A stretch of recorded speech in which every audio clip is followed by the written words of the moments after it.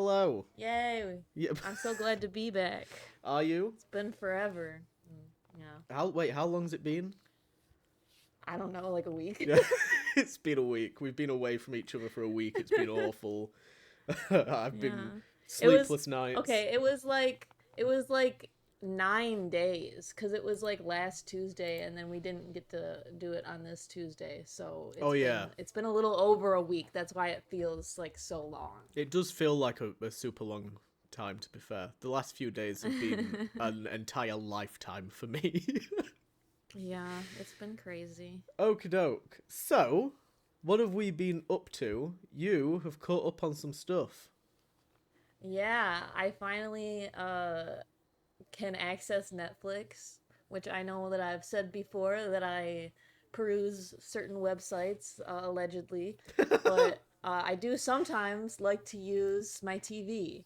And TVs are in good. order to do that without a computer, you do have to have the apps. So I got Netflix, and you know what's on Netflix? The Walking Dead. Oh, I was gonna guess Arrow. Oh yeah, no, definitely not that. You don't want to binge Similar watch depressing vibes, but not as cool. You don't want to start a binge watch of all of the CW shows. I've already seen them in their entirety. Yeah, but I so haven't. I really don't think I need that in my life. How very selfish I of you. remember those days. Did you not see the Arrow? You never watched Arrow? The Arrow. Specifically? I Jesus, watched. Okay, my bad. Listen, I watched the first season, obviously because of John Oh, Barrowman. wow. John Barrowman was in it Yeah. as old Malcolm Merlin. Was that his name? Yeah. Okay. Yeah, Yep. I watched the first I season. forgot that that's I forgot that that's like that's who's in that as Malcolm Merlin. Yeah, he's like the big bad for that season, isn't he? Yeah, he comes back though in a different season. He becomes like a regular reoccurring character. Okay, So, well, I never got to that point. And then no. I think I watched certain episodes of season 2 because they started like I don't know if it was in season 2 that they started doing it, but there was an episode with Firefly and they were like starting to pick Batman stuff and put it into Arrow. So Yeah. I was watching certain episodes, and I remember they got the fucking Suicide Squad. They did Suicide Squad, They did do that, yeah. Yes. Because Diggle went to Argus. and I don't know if it was in that season or if it was just teased in that season, but something to do with Deathstroke. I think they introduced us to Deathstroke. He was like a whole bad guy. Yeah, and he was on the island, and then he was like not on the island. He was in like the mod. I can't remember, but Yeah, they made Yeah. I think they made it so that it was Oliver Queen who like stabbed him in the eye, and that's how he lost his eye. he didn't shoot him in the eye. No, he did with the arrow. Oh, stabbed him with the I think, yeah. Okay. It might have been shot him with the arrow. I don't know. I don't I know. distinctly remember like him holding an arrow and like stabbing it in the eye, but I could be making that shit up. It's been so long. It's been literally years. I remember them But, teasing Harley Quinn, and I remember an episode with like where he had to take down Deadshot and stuff. But yeah, I didn't watch any. The only thing that I watched, and I don't know if it even counts as CW, but I watched Superman and Lois. Yeah, that's part of it. Okay, so I watched like That's part of Supergirl well, actually it was Supergirl's universe, but then they did that crossover episode where all the universes merged into one. So I guess it is in the main universe now. Okay, well, I watched like maybe 4 or 5 episodes of that, and that was pretty good, but I lost interest. I just didn't have the attention span for it. But I did enjoy what I Yeah. did watch of it. But anyway, you've By watched that point, The I Walking was Dead. uninterested. We need to go back Let's around. keep talking about CW's DC TV shows for a minute. This one, it literally, nothing DC related is on this fucking list of like things for us to talk about, and somehow we've managed to get onto DC. It will always wiggle its way in. I wish it wouldn't. I wish Always. it'd wiggle its way back out. It's your fault. I You're know the one it who was is. like, "Oh, you're watching Arrow." Like, It was who the just fuck a is watching fucking Arrow? joke. Tell me about The Walking Dead. Okay. Jeez, you watched a controversial Well, season. is it a controversial season? It is. It is. What's controversial about it? People I don't. really liked it. People don't like season 8. I think it's Okay, because of wait. like maybe the pacing of it. I don't really know, but people don't like season 8.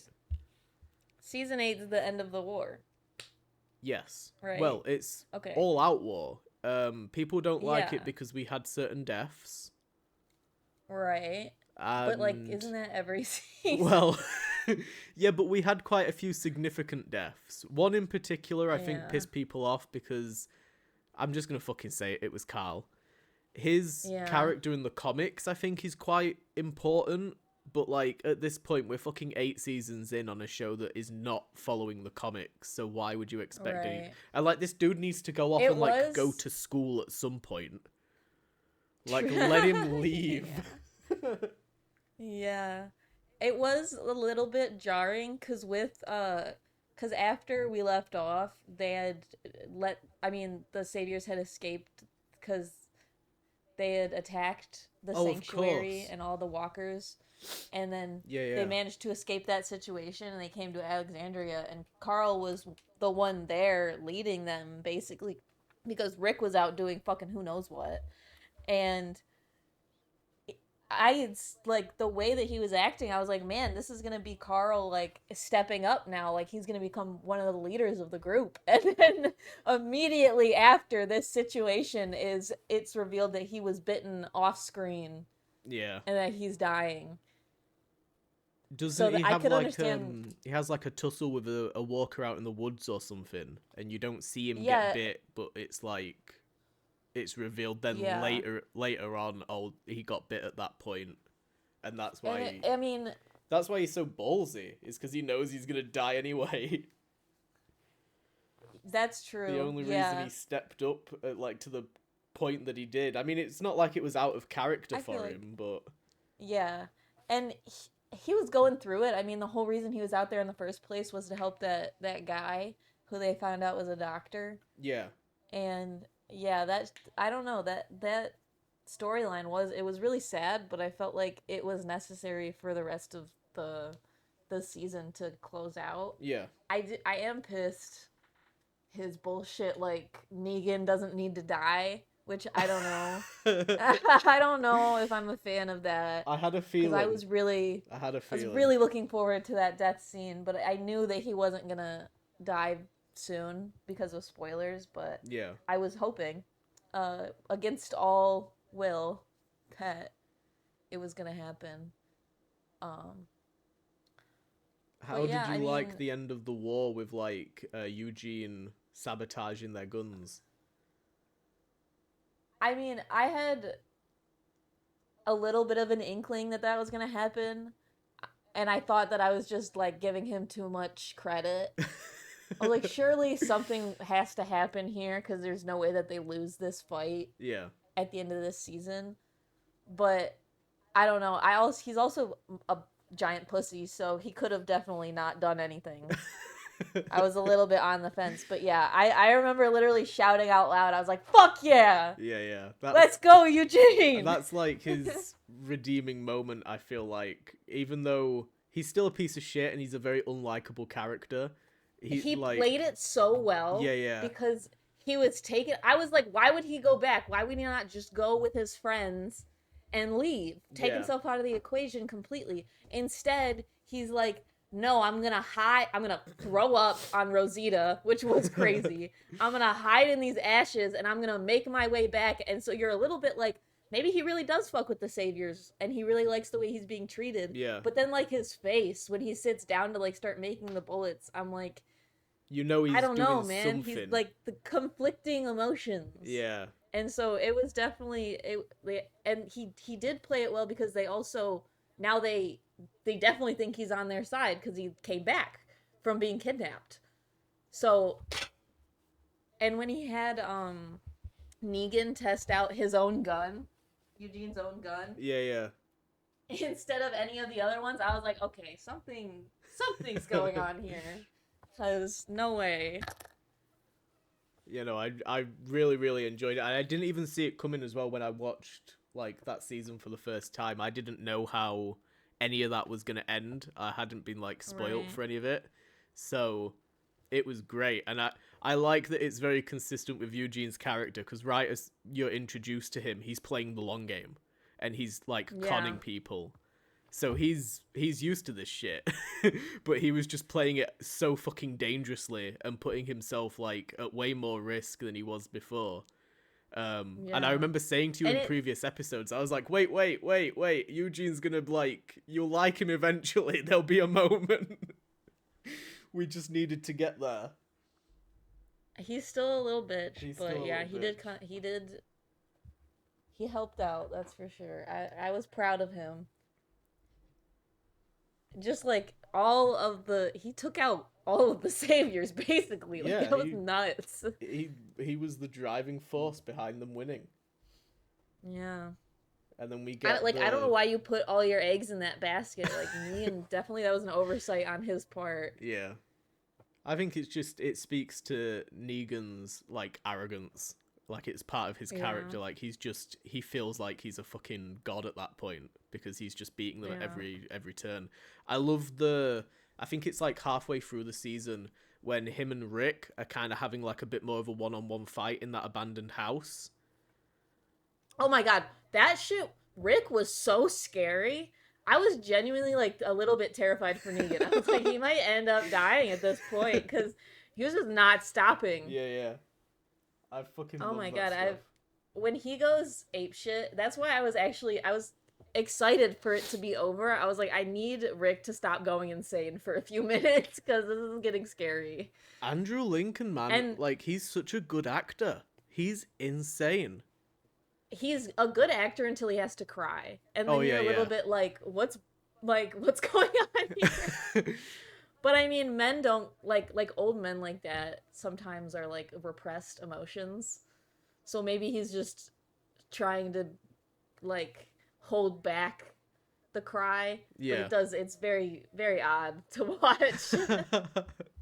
But he is when he's going in his action mode, he's very very scary, very like intense. he All reminds that me is of like super good for the character. he reminds me of Hugh Jackman as Wolverine when you get to see Mm. Wolverine like I think it's like when we're watching Logan and he's like running through the woods like screaming. It's like very Rick Grimesy. Yeah. Like whenever you get to Yeah. see somebody do something like that, it's very very cool. I love scenes like Dude, that. and the whole time, like after Carl, right, Rick is going off the deep end like he does every time he loses anybody close to him. Yeah. And Carl's whole motivation was helping people, and now he wants the war to be over, right? Mm. Even though he's dead, he's still like he's still written these letters, and he's trying to get this to stop. And Michonne is also on Carl's side. She's like, this is what he would want, and we should be trying to make peace now at this point. Like Yeah. it's getting bad, and she says something to Maggie that like we have to be who Rick wants us to be, and then Rick's out here like doing the most to be the worst version of himself. And every time he comes back, Michonne's like so disappointed in him, and I'm like, I don't know. I wouldn't. They hold Rick on this pedestal sometimes, even though he doesn't really deserve it 100%. Yeah. Which is like he definitely holds them together and he helps them like fight back, but I just don't think he's the great leader everybody thinks that he is. He's the just reason that they're facto. even in the war.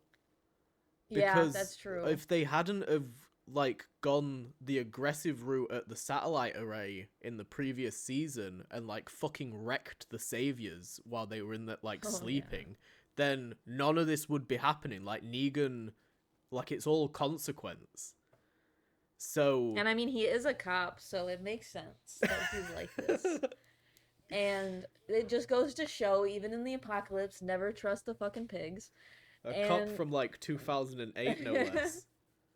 it's terrible. Him and Morgan, when they went out to find, because Maggie had those saviors imprisoned, Mm. when they went out to find the ones that escaped, and they're like convincing them to help because the horde of zombies is like closing in around them. and they're like, "We'll take you back if you help us now. Like, it'll be okay. Like, you have a chance." And then as soon as they're free, they're just killing all of them. Yeah. It was fucking nuts. I've never seen anything like that even in The Walking Dead, like, ever. That was genuinely heinous, and I understand why Morgan had to leave after that. Yeah. And I am sad to see him go, and I really do. I need to watch the other things that he's in because I love Morgan, and he's genuinely one of my favorite characters. I think you'd really, But and I hope that you do go watch it because I'd love to hear about it. But I think you would really enjoy Fear the Walking Dead in its later seasons yeah, because it I really think I might. it kind of it created its own identity from what I can tell, and it's like very separate from like the core show, even though it's got like characters that pop up in it and stuff. Yeah. But And now that I'd I've like to hear seen about it. the original, I really would like to go and watch. I want to see all of the spin-offs, like, really bad. I really want to And see the sequel ones. I made fun of Morgan. Like, I made fun of him for his no-kill rule. Oh yeah. I always think that shit's dumb. But now, like, I'm with him on this. Like, you should probably stop killing people. It's not good for you. He's, like, hallucinating and just, like, he can't be around anybody. It's terrible. I feel so bad for him. And I feel bad for being mean before. So, did you start any of season 9 yet? Yeah, the first like one or two episodes I've seen, so it's right after, like, I guess it's a few months or so after the war, Years. and they're trying. Years, Ryan. It's years. It's It's years. 6 years. Did they say that at the beginning of the season? 'Cause Nope. I don't remember that. Nope. It is Are you? 6 Oh. years. Let me fucking double check. No wonder everybody's rocking the beard. I said that. I was like, why is everybody bearded up in this season? Yeah, no, I'm 'Cause, yeah, like, I fucking double checked. Aaron just got a quick. beard. Jesus still has his well-maintained beard, and Rick's got a beard. I'm sure Negan's got a bigger beard because he's locked away somewhere. Yeah, he's been locked up now for 6 years. Damn. And I don't know if have you met Judith yet? Yeah. Yeah, she's fucking fully grown. She's not a babby anymore. She's a She whole was, like, ass kid. painting. Yeah. She's a whole. I mean, whole kid now. she was a lot older in season 8, but yeah, no, she's talking and shit. So I just got so excited because I just remembered like you're entering the Whisperer arc, and this is the point where like a lot of people dropped off of the show, right? Because like people weren't happy with the way that like season 8 ended and like Carl was killed and whatever, and I don't know if you've noticed, but Maggie ain't around. She's fucking gone. Or she's no, she was there, but she's going to going. be no, the whole, like, yeah, everyone's splitting up, which Yeah. honestly it makes sense. They need to because they have more communities to be. But like working with. look at the fucking But it's end of season 8 though, where like they're having that fucking small council meeting where they're like, Rick made the wrong decision and we need to kill Negan and like go against Rick, and then like that never gets resolved at all because they all just like it jumps ahead by 6 years, and suddenly Maggie's gonna go off and like do this community project that she's been given by that government woman. I'm gonna be honest. I don't remember that scene. It's like the last scene of the season, and they're in like a room together, and it's like Michonne, Daryl, and like Maggie. Maybe it's not those three. Maybe it's definitely Maggie and Daryl are there. I can't remember if it's Michonne, but maybe it's Carol or somebody, and there's a group of them together, and they're like, Rick made the wrong decision, basically. But that never gets resolved. Yeah, I don't know. I think that it makes sense that Maggie has to go off and do her own thing because, like, the whole point of this right now is that they're struggling after the war and there's unrest within the communities, right? So she has to step up and be the leader of her own community. She can't be looking to Rick all the time or going to hang out with them all the time or anything like that, because she has very big responsibilities. She's running her whole community, and yeah, they're advancing pretty steadily because now they're building all this stuff like wind turbines and shit. So like that's all like big projects she has to undertake. Would And I can you? understand why this is like hard for people, because yeah, it's no longer like the close knit group we're used to. It's like spread out, Oh yeah, and it's a bunch of new regular people who nobody cares about, which is basically cannon fodder for the next time they're in a fucking fight. yeah. That's always what happens. Is So like, look, here's this whole new group of people, and then like 3 episodes later, they all get killed off. yeah. But would you like to know what Maggie does in the comics? Because they have deviated massively away, and I don't think that they're doing like her story in the Yes. comics. But in the comics, she becomes president. President Maggie. She becomes the new president, and I would vote for her. yeah, I was like, she's my favorite fucking character. Absolutely love her. And I was so excited when I found out that she becomes president in the comics. But then by like the time the show ended, I was like, they're not doing that, are they? And then we got Probably like the confirmation for the spin-offs and stuff, and I was like, oh, okay, never mind. But it is cool. It is very, very cool. Yeah. Yeah, there's one episode in particular that I cannot wait for you to get to. Visually, it's amazing, and it's going to be like shocking for you. And then just the whole Whisperer arc is just so good, but so many people missed out on it because they didn't give the season a go. Right. And it's the same with season 10. Like, season 10's brilliant. In one of the first episodes that I've watched, at Hilltop, Gregory, which is the old leader of Hilltop, he tries to get Maggie killed. Oh, he's a little bitch. I hate him. Yeah, they fucking execute him. Good. By hanging. Get him gone. And then a bunch of kids see it, and I was like, man, this is a new age for the group, for sure. Yeah, That's I'm crazy. very, very excited for you to, like, get into the thick of, like, the next... The show moves in, like, these very clear arcs and storylines and stuff, where you've got, like, the introduction, Herschel's farm, the prison with the Governor War, Right. then, like, the arrival at Alexandria, all-out war with Negan, and then you have, like, the time jump into the Whisperer War. Oh, yeah. Also, the junkyard people, Oh, yeah. they got massacred by Trevor, which I didn't even talk about. I forgot about Trevor. Are we on about Was that GTA wait, Trevor? what's his actual name in the show? Because I keep I thinking don't that know. it's Trevor because of us talking about it, but I guess that's his name now. Anyway, It's probably he like Bob or kills- something, I don't know.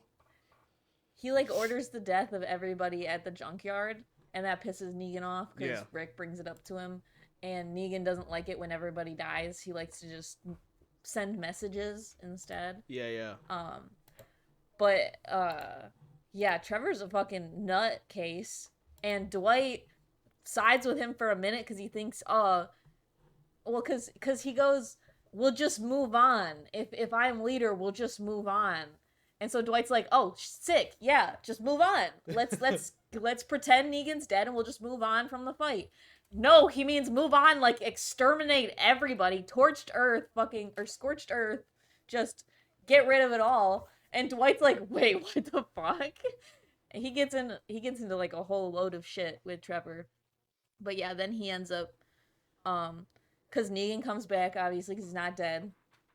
And Trevor tries to get a coup together so that they can take down Negan and take over. Oh, and then yeah. Dwight betrays him to Negan and basically he's about to become Negan's number 2. And I was kind of excited for it. I was like, man, he's really lucky. But then they take him back to his room, and the girl that because Dwight betrayed all of his group while they were facing Alexandria after they were trapped in Sanctuary. Yeah. And one girl got away from that. He like mowed them all down with his gun. So she ended up finding Negan after Negan was attacked by Rick, and they drove back together. So Negan knew all about Dwight's betrayal, and then just used Dwight to get rid of sniff Trevor. out Trevor's. But yeah, What ends that up was happening crazy. to That Dwight? had me in a whole loop. He becomes like what Daryl was when he was taken. Oh, of He just course, becomes yeah. one of those slaves, and then he's like taken to the final battle and helps like save Eugene, I think, because after the guns go off and they're all bad and they backfire, Negan's like ready to brain Eugene with his baseball bat. So yeah, he does help out, and they were gonna kill him. Daryl was gonna kill him, but Tara decided that he wasn't that bad because he helped save her after she tried to kill him, because they were left alone, and he killed Tara's girlfriend. Yeah, right? I was literally just about to Denise. say he shot Denise in the back of the head in front of Yeah. Tara, no? No, Daryl and Rosita. Tara was Oh. off on her trip to the other group Oh, of of people, course. She had already the left at that lesbian point community. with old Heath. Yeah, off to find a new boo. Unbeknownst to her, her old boo is dying. Is she aware that Denise got killed by him? Yes, Oh, yes. okay. She immediately knows. They tell her, and she wants to kill him. And so when they're left alone, she chases him down and tries to shoot him, and he runs away. And then they come across saviors, and he runs out, and basically tells them that he checked behind him and that they should just go in a different direction because there's no way they're going through the swamp. And so he saves basically Tara's life at that point. Okay. And so she's kind of done a 180 on him, and she's like, actually, we probably shouldn't kill him. Yeah, she's like, He I didn't helped even us. know Denise for that long. You know, it doesn't matter Plus, that all she these was the only other doctor that we lesbians. had, and yeah, I've met this entire community of women, and it's just, yeah. I think my chances are pretty good. But Daryl's still ready to fucking kill his ass. Now, So at the end, you think that that's what's gonna happen. Daryl's gonna kill him, but he ends up just letting him run away. He's like, "Never come back here, or I will kill you." Which is kind of I was proud of Daryl for that. I thought for sure he was gonna just execute him, but I was proud. It showed growth. Plus, Daryl is very kind-hearted, so I feel like he didn't really want to kill him in the first place. He just felt like he had to yeah. like make it right, because of it's like he thinks it's his fault for helping Dwight in the first place, right? What point in man. the season? It's the last thing that I'll ask you before we fucking shuffle on. But what point in the season does like do you know when? Oh, I think it might be when he's got. Maybe it's like the previous season. I can't remember. But it's when I think Sasha is in the coffin. Maybe it's at that point. I don't know. But do you know like when Negan is at Alexandria and he's pinning down Rick and Carl and he's like threatening to like lop a hand off or whatever. Right, And yeah. Rick thinks Michonne's just been killed by like the sniper guy. And then all of a sudden the fucking tiger Shiva comes out of nowhere and the kingdom are there, and then the fucking trash people, like I can't remember if they turn on the saviors or No, they turned on Alexandria. was that this season or was that last season? I'm gonna be honest with you. It could have been either. Okay, but that's like I fucking love that moment where the tiger jumps into frame and you get like the swell of music and the kingdom are there to help, and you get like the big gunfight.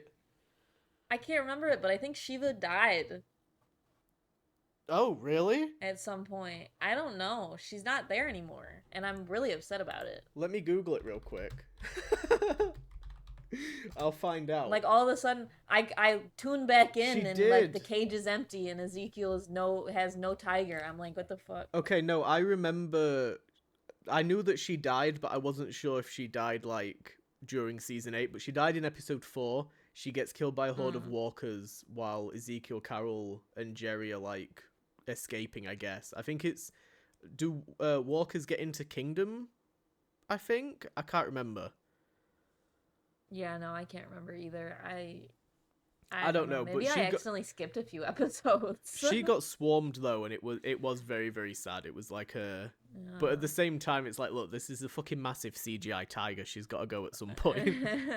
She can't be here forever. No, she should have been there forever. They should have gotten a real tiger and just trained it. Like, what's so hard about that? I would like, I said that it was going to be the last thing, but it's not.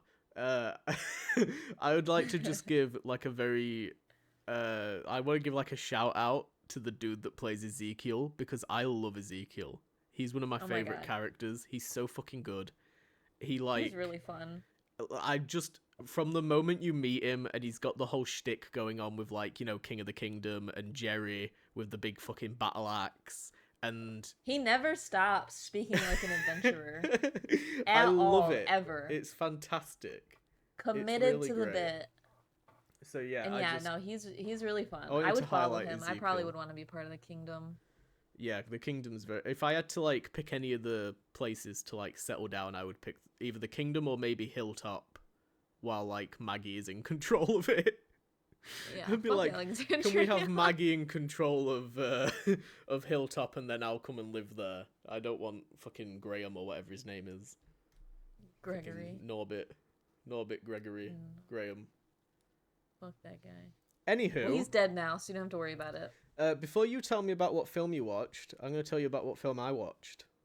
Woo! We're watching movies! We watched some movies because it's spooky season. We've got some residue from Halloween left over, just fucking lingering on the desk in front of us, and it's sort of festering into something that people call Christmas, and we're not very happy about it. And no, I think I'll just stay here. I watched The Black Phone 2. I watched The Black Phone 2. I think we watched The Black Phone 1 together, didn't we? I believe so, yeah. Yes. What did you think of the first one?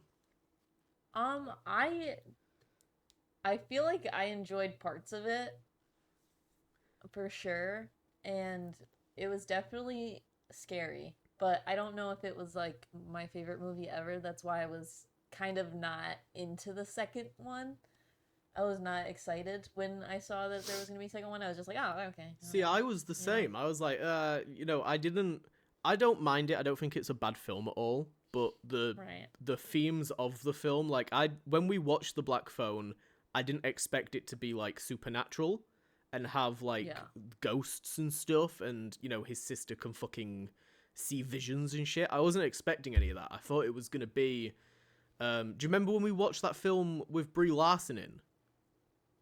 Did we? Yeah, the room one? Yes! I thought it was going to be a little bit more like that, where it was, like, very grounded, like, a lot more realistic, and it was about, like, a kid escaping captivity. I wasn't expecting the supernatural aspect, so it threw me off, like, quite significantly. A little bit like with weapons, you know, if you don't know that it's supernatural, it might be jarring for you. So, like, going into The Black Phone 2, like, having no, like, not necessarily a negative response to The Black Phone 1, but just didn't particularly care too much for it.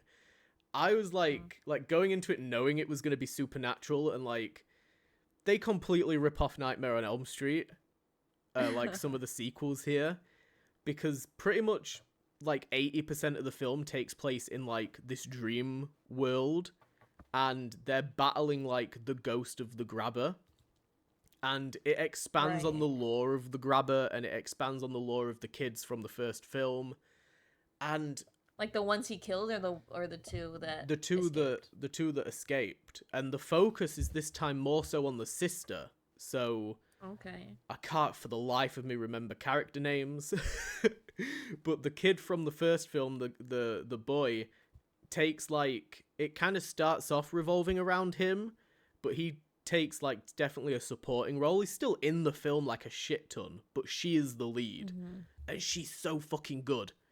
Like, the entire time I was watching it, I was like, she's gonna be an X-Man.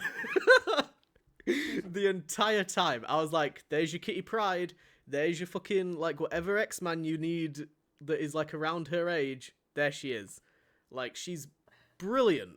She plays, like a teenager with powers so well. She reminds me of, like, when they do a really, really good scene in Stranger Things. Right. and you're like, oh, That's this is cool. good, this is cool, like, It's and not corny. no, and because they really embraced the supernaturalness of it, there's like a lot of physical. There's a scene where, so basically nobody can see the grabber apart from her throughout this film. There's gonna be like some spoilers here, but I'm not gonna like, spoil it in depth. But there is a scene where she's getting thrown around this fucking kitchen by like this Hmm. invisible force, like Exorcist style. She's getting thrown into walls, she's getting hurled into the ceiling, and there are people that are like watching it from her, like from their perspective, and then you see it from hers. And obviously, like, someone's throwing her around and beating the shit out of her, but they don't see it that way. And they're at a religious camp. Oh, Jesus Christ. Exactly. That's terrible news. Are they gonna? They give her an exorcism?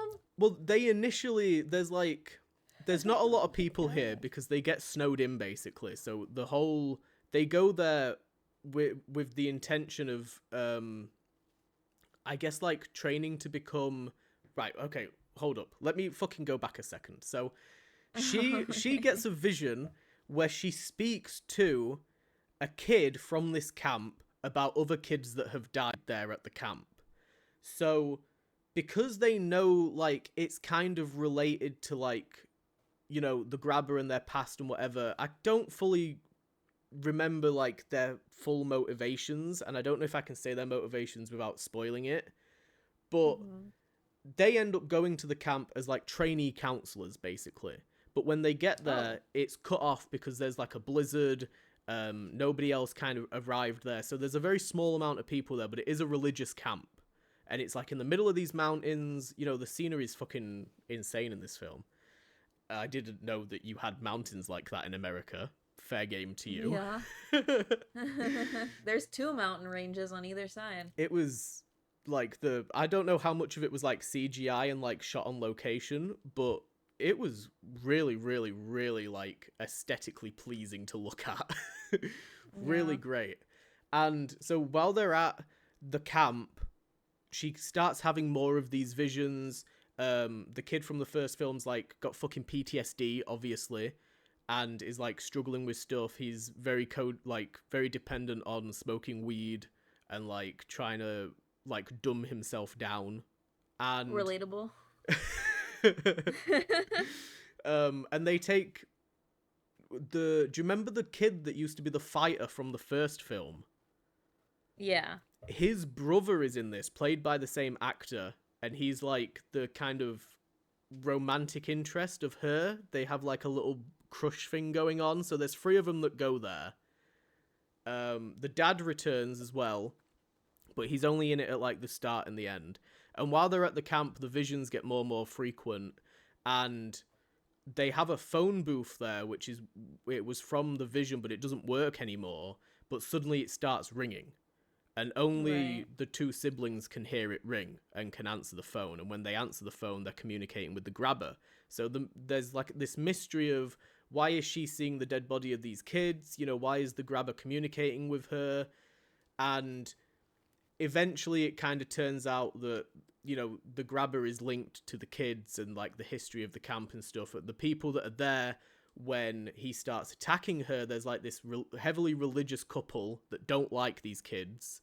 There's this really, really nice older guy that's like in charge of the camp, and then his daughter, who's kind of like the person that looks after the horses that are there and stuff. And she's like, she's got like the stable hand role.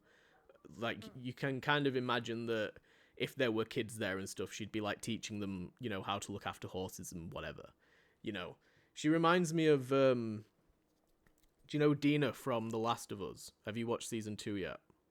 I haven't watched season 2, but I do know who that Well, is. that actress who plays Hawkgirl, she reminds me a lot of Right. her. She's got like a bit of like spunkiness to her. Mm. Um so the two religious couple fucking hate him, but this old guy's like on board, and then eventually they all have to get on board because they're literally watching this girl get thrown around the fucking place. She's getting slashed up to shit, they have no Yeah. choice at this point but to believe Kind her. of hard to deny that. Yeah. And the entire film, there's some moments in this film that are fantastic visually. The the entire film culminates in they have to get the bodies of these boys that have been lost in this, there's like this huge frozen lake. They have to get these bodies out, find the bodies, because the bodies of the boys give the grabber power. So they're searching for the bodies. There's like a big showdown on the lake, yada yada. You can kind of assume how it might, go down. We'll watch it eventually and probably talk about it in a later episode. But it was great. It was really fucking good.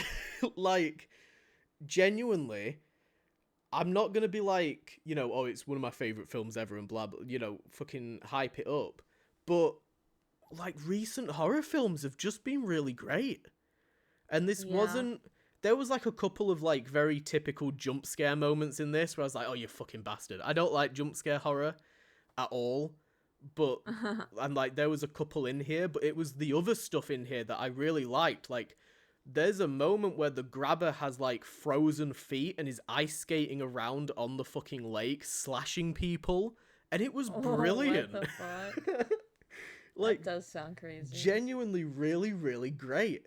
And I just wasn't expecting it at all. They really embraced like the supernatural side of it, so you knew right off the get-go like what to expect. And it is a lot like Nightmare on Elm Street. I don't know if you've seen any of the sequels for that, but it's very, very similar. And I know that it's getting a little bit of flack for that. But Oh wow. how do you feel as like a little bit of a Do you think conclusion? Or what? Go on. do you think that it's like it's so similar that they are ripping off it, or do you think it's like an homage kind of situation where they're just using it as inspiration? Um, that's a fucking good question. Because, like, I think it's because with oh god, it's difficult as well because like okay, the reason it's difficult and it's not like so easy to say is because it does rely so heavily on her falling asleep. But I Okay. don't really, I feel like it's very tricky to like, how do you rip off Nightmare on Elm Street without getting called out for it? I feel like you have to Yeah. go into it with the intention of like, you either blatantly say, like you own it and you're like, yeah, we ripped it off, or like we're paying homage to it. There's no like hiding it basically. So I don't But I I don't also know. I've not seen the movie obviously, so I don't know. And I also haven't seen the Nightmare on Elm Street. Honestly, I don't think I've seen any of them. Oh god. So that's funny. But she is a precog, right? So I don't know what that word it is. just precognition powers. I still don't know what that is. It's like when you see the future, Okay. basically. Well, she goes Sorry, I from guess like I should just she say sees that. the visions in like the first film, but then in the second film it's Right. more focused on like it's less about necessarily visions and more just being in touch with the supernatural world that exists there. I gotcha. And she can access it a lot more easily like when she falls asleep basically. They can both access it through the To play phones. to play devil's advocate here real quick, I do think that these kinds of like metaphysical things very often are related to sleep, because when you go into your like sleep cycle, there's also lucid dreaming and stuff that people do. People like try to do this shit in real life. I Yeah, don't know yeah. if it actually works for them, but like people do genuinely believe that they have these powers, and like they try to get like to go to different places, quote unquote, universes, whatever. So it doesn't necessarily Yeah, it's mean not that they're ripping exclusive from something to else. it's not exclusive to Nightmare on Elm Street is what you're saying. Right. When it comes to like the supernatural aspect of it, I feel like they could definitely be pulling from real life examples or just like lore that's out there already I mean, when it comes to that stuff. I'll put it this way. This was better, in my opinion, than the Nightmare on Elm Street sequels. So, I mean, I don't think it's better than the first film, or I can't really remember the reboot that they did, the Michael Bay reboot. But Oh. Yeah. That's a whole separate thing. Reboot. That's got a Rorschach from Watchmen in it. But yeah, Add it to the list. add it to the list. Get it on the list. No. But yeah, I think it was good. I enjoyed it. I would definitely recommend it to people. We shall be watching it when it comes out on digital because I think you'll definitely Okay. enjoy it. I think you'll be Alright. like, what? When I finished it, I was like, yeah, this is the type of a little bit like with Weapons and with Sinners. I was like, this is one that I need to get Ryan to watch because Well, hopefully, I think you'll just love the acting and the action in it and stuff. yeah, hopefully people tune back in for our full spoiler review Yeah, of the we'll digital go release. proper in depth eventually. Do you want to tell me about your Weeby stuff? Yeah, I'm a nerd. Anyway, I went and saw the new Chainsaw Man movie that just came out. It's the Reze arc, and I didn't know this movie was coming out until last month, which is crazy. I'm kind of a fake fan. Not really, I because didn't know I it have was read coming the out manga, until you but... said it.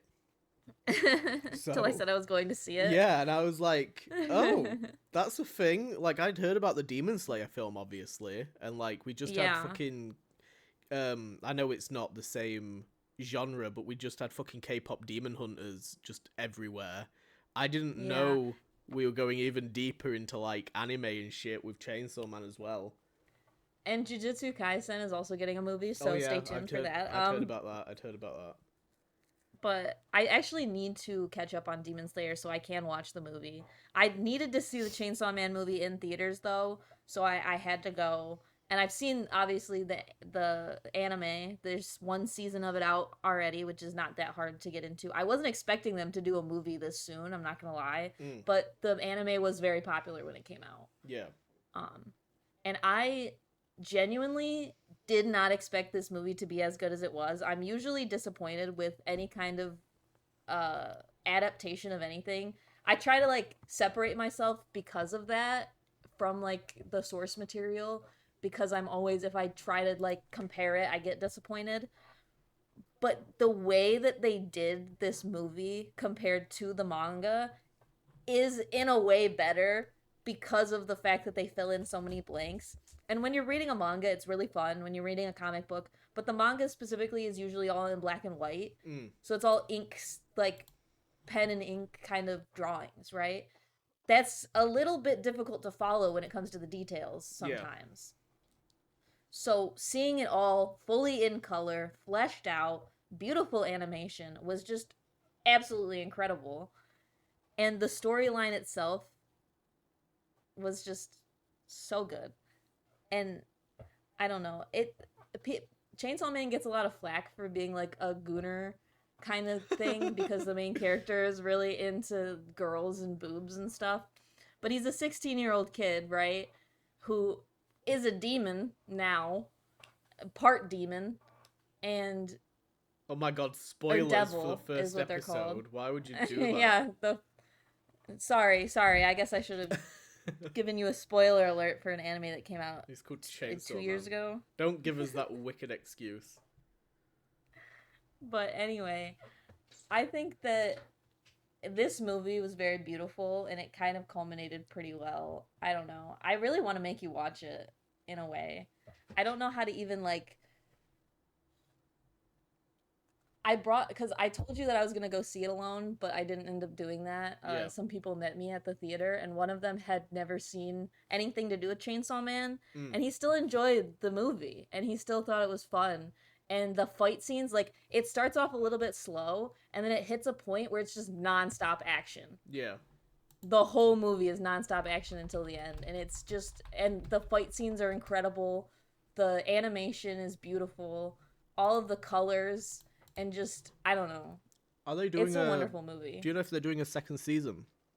100% they are. Okay. 100%. I don't know if it's been confirmed, but there's no way after this movie, because I guarantee you this movie's going to be super popular. They're going to do a second season. And I want them to make Chainsaw Man forever. I want all of it. For the rest of time, Chainsaw Man. I mean, I'm definitely... When I watched... Like, I've watched the first episode of the show, like, a couple of times now, and I don't dislike it. I think over the last couple of years, something has to like really be like something that I'm already interested in for me to like want to go out of my way to watch it. So that's why I've never finished it. Like, I don't Mm-hmm. watch a lot of TV shows at the moment unless there's like very specifically an actor, or if it's like Marvel related, or like we'll watch Fallout because I fucking love the Fallout games. Yeah, So, but like there's so many TV shows like fucking Severance and whatever that I've never seen because I like get that. just over the last couple of years there's a lot of shit to watch. Yeah, and you have to um get into like a whole new thing and pay yeah. attention and all that shit. And also, like, one of the things that we've spoken about with DC content in particular, like, the fandoms can be quite off-putting sometimes. And I'm not, like, specifically saying it about Chainsaw Man, because I don't really know what the I fandom's like. love the But Chainsaw Man fandom. They're full of incredible like Gooners. All uh Gooners. artists. No, bro, people like Gooner make art artists. that's genuinely religious. Like you think that this should be on a chapel somewhere. It's incredible. I've seen some crazy stuff. There's definitely gooners, don't get me wrong. I'm not pretending like there's not. There's gooners everywhere. But like What up, we goon? I don't know, some of these fans are incredible. I love it. I love being part of this fandom. It's like the one where I actually am a full like I'm involved, okay? I definitely like Chainsaw Man, and I've given up with Attack on Titan. I can't do it. But Demon Slayer as well is like, I watched the first season of Demon Slayer. I watched the film, the Mugen Train film for Demon Slayer. Fucking cried at that. Ugh, that Jesus movie Christ. that movie was so beautiful. So sad. The train And CGI then- was a little intense, but Yeah. you kind of got used to it. I didn't really enjoy that part, but you give and you get. But yeah, like, I'll go through my anime phase at some point. I'll get there eventually. I will make like I swear to God, if you ever tell me I want to watch Chainsaw Man, it'll happen so quick. It'll happen so quick. But we can wait. I can wait for it. I feel like it's on brand with me though, because I struggle with like just animation in general. Again, it's got to be like very, very specific stuff that I want to watch, and I don't know I'm very why. easy to please when it comes to animation. I didn't watch a lot of animated stuff growing up, growing up, growing up as a kid. So maybe that's why. Like I watched certain cartoons and stuff, but not necessarily like animated movies that weren't like Disney. I wasn't massive on. I fucking hated Finding Nemo as a kid. We'll blame Oh Finding my God, Nemo. Finding Nemo? That's Yeah. like a classic. We just watched it too many times. I'd probably appreciate it now, but it's one of those films Yeah, my that family- I think gets like it's a little bit overrated. My family had like specific movies on VHS and then DVD when we started stealing those from the like Redbox things. And the Blockbusters and the family videos. But Yeah. we would have like only a certain amount of movies, so we would just have to rewatch them over and over again. I don't know if you've ever seen the movie Click with Adam Sandler in I've it, seen but that. I've seen that movie 8 billion times. Like so many fucking times, and it's not funny anymore. It wasn't even funny the second time, but I've been forced to watch it because sometimes also you have these VHS tapes and you have these DVDs and then they break, they don't work anymore, and that one just for some reason worked forever. I think my mom still owns it to this day, the same CD. Dude, don't even fucking like the golden era of like Adam Sandler films from like the 90s and early 2000s. Like that's what I grew up watching of like not all of them, but like fucking like I've never seen Happy Gilmore and I've never seen like Waterboy, but I've seen Right. like 50 First Dates. Fucking loved growing up as like even just the concept of that now. I can't believe that nobody's like not tried to remake it, or if they have, it's not been like a huge hit because it's such a cool story. But Yeah, that is a beautiful. I love movie. 50 First Dates. I love Big Daddy. That's a great film. Holy shit.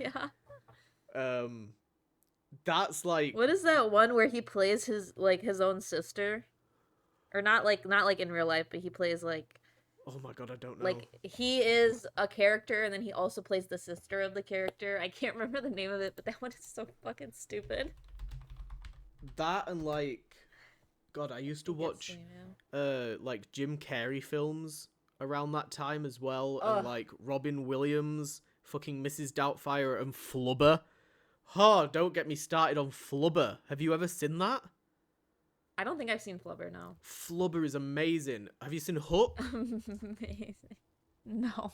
Oh, Hook is going on the list. I don't know if Flubber is, but Hook is Oh going on the list. We're God. going down I've like a caused fucking a nostalgic problem. route. You have. I've caused an issue. Oh my god. No, because there's like... Where's my red button? We have to switch topics. We will in a second. No more. Flubber is fucking... Robin Williams creates like this little green slime like creature thing. And I don't even know what the plot of the film is. But like, that's just the film, is like he creates this little green slime thing. And Hook, Ryan! Hook is like a sequel to Peter Pan. It's Robin Right. Williams is playing adult Peter Pan and goes back to Neverland years later and has What to the like hell? rediscover his childhood and stuff because he's like a dad Wait, now. I'm confused. How is Peter Pan a dad? And He an left adult? he left Neverland after defeating That makes Captain it- Hook the first time and like started his life and stuff, and then he goes back. And like it's all the Lost Boys are still there and they're all the same age and stuff, and they're like, "You're not Peter Pan, you're like old and fucking wrinkly and shit." So he just left children there? Yes. That's crazy. That's what I'm saying. That's crazy We'll business. watch that. We got to watch that. Oh gosh. I might have issues with this adaptation. That's fine. That's fine. But anyway, let's fucking This doesn't swiftly this doesn't moving seem on. like it.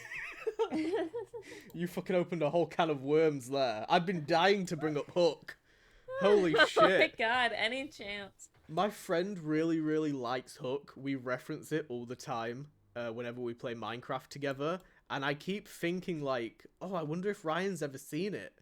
Because it would be a great like a group watch thing. Like me getting to watch it for the first time in like fucking, I don't know, I've probably not seen it in like 20 years. So we're going to have to do that at some stage. It will be on the list.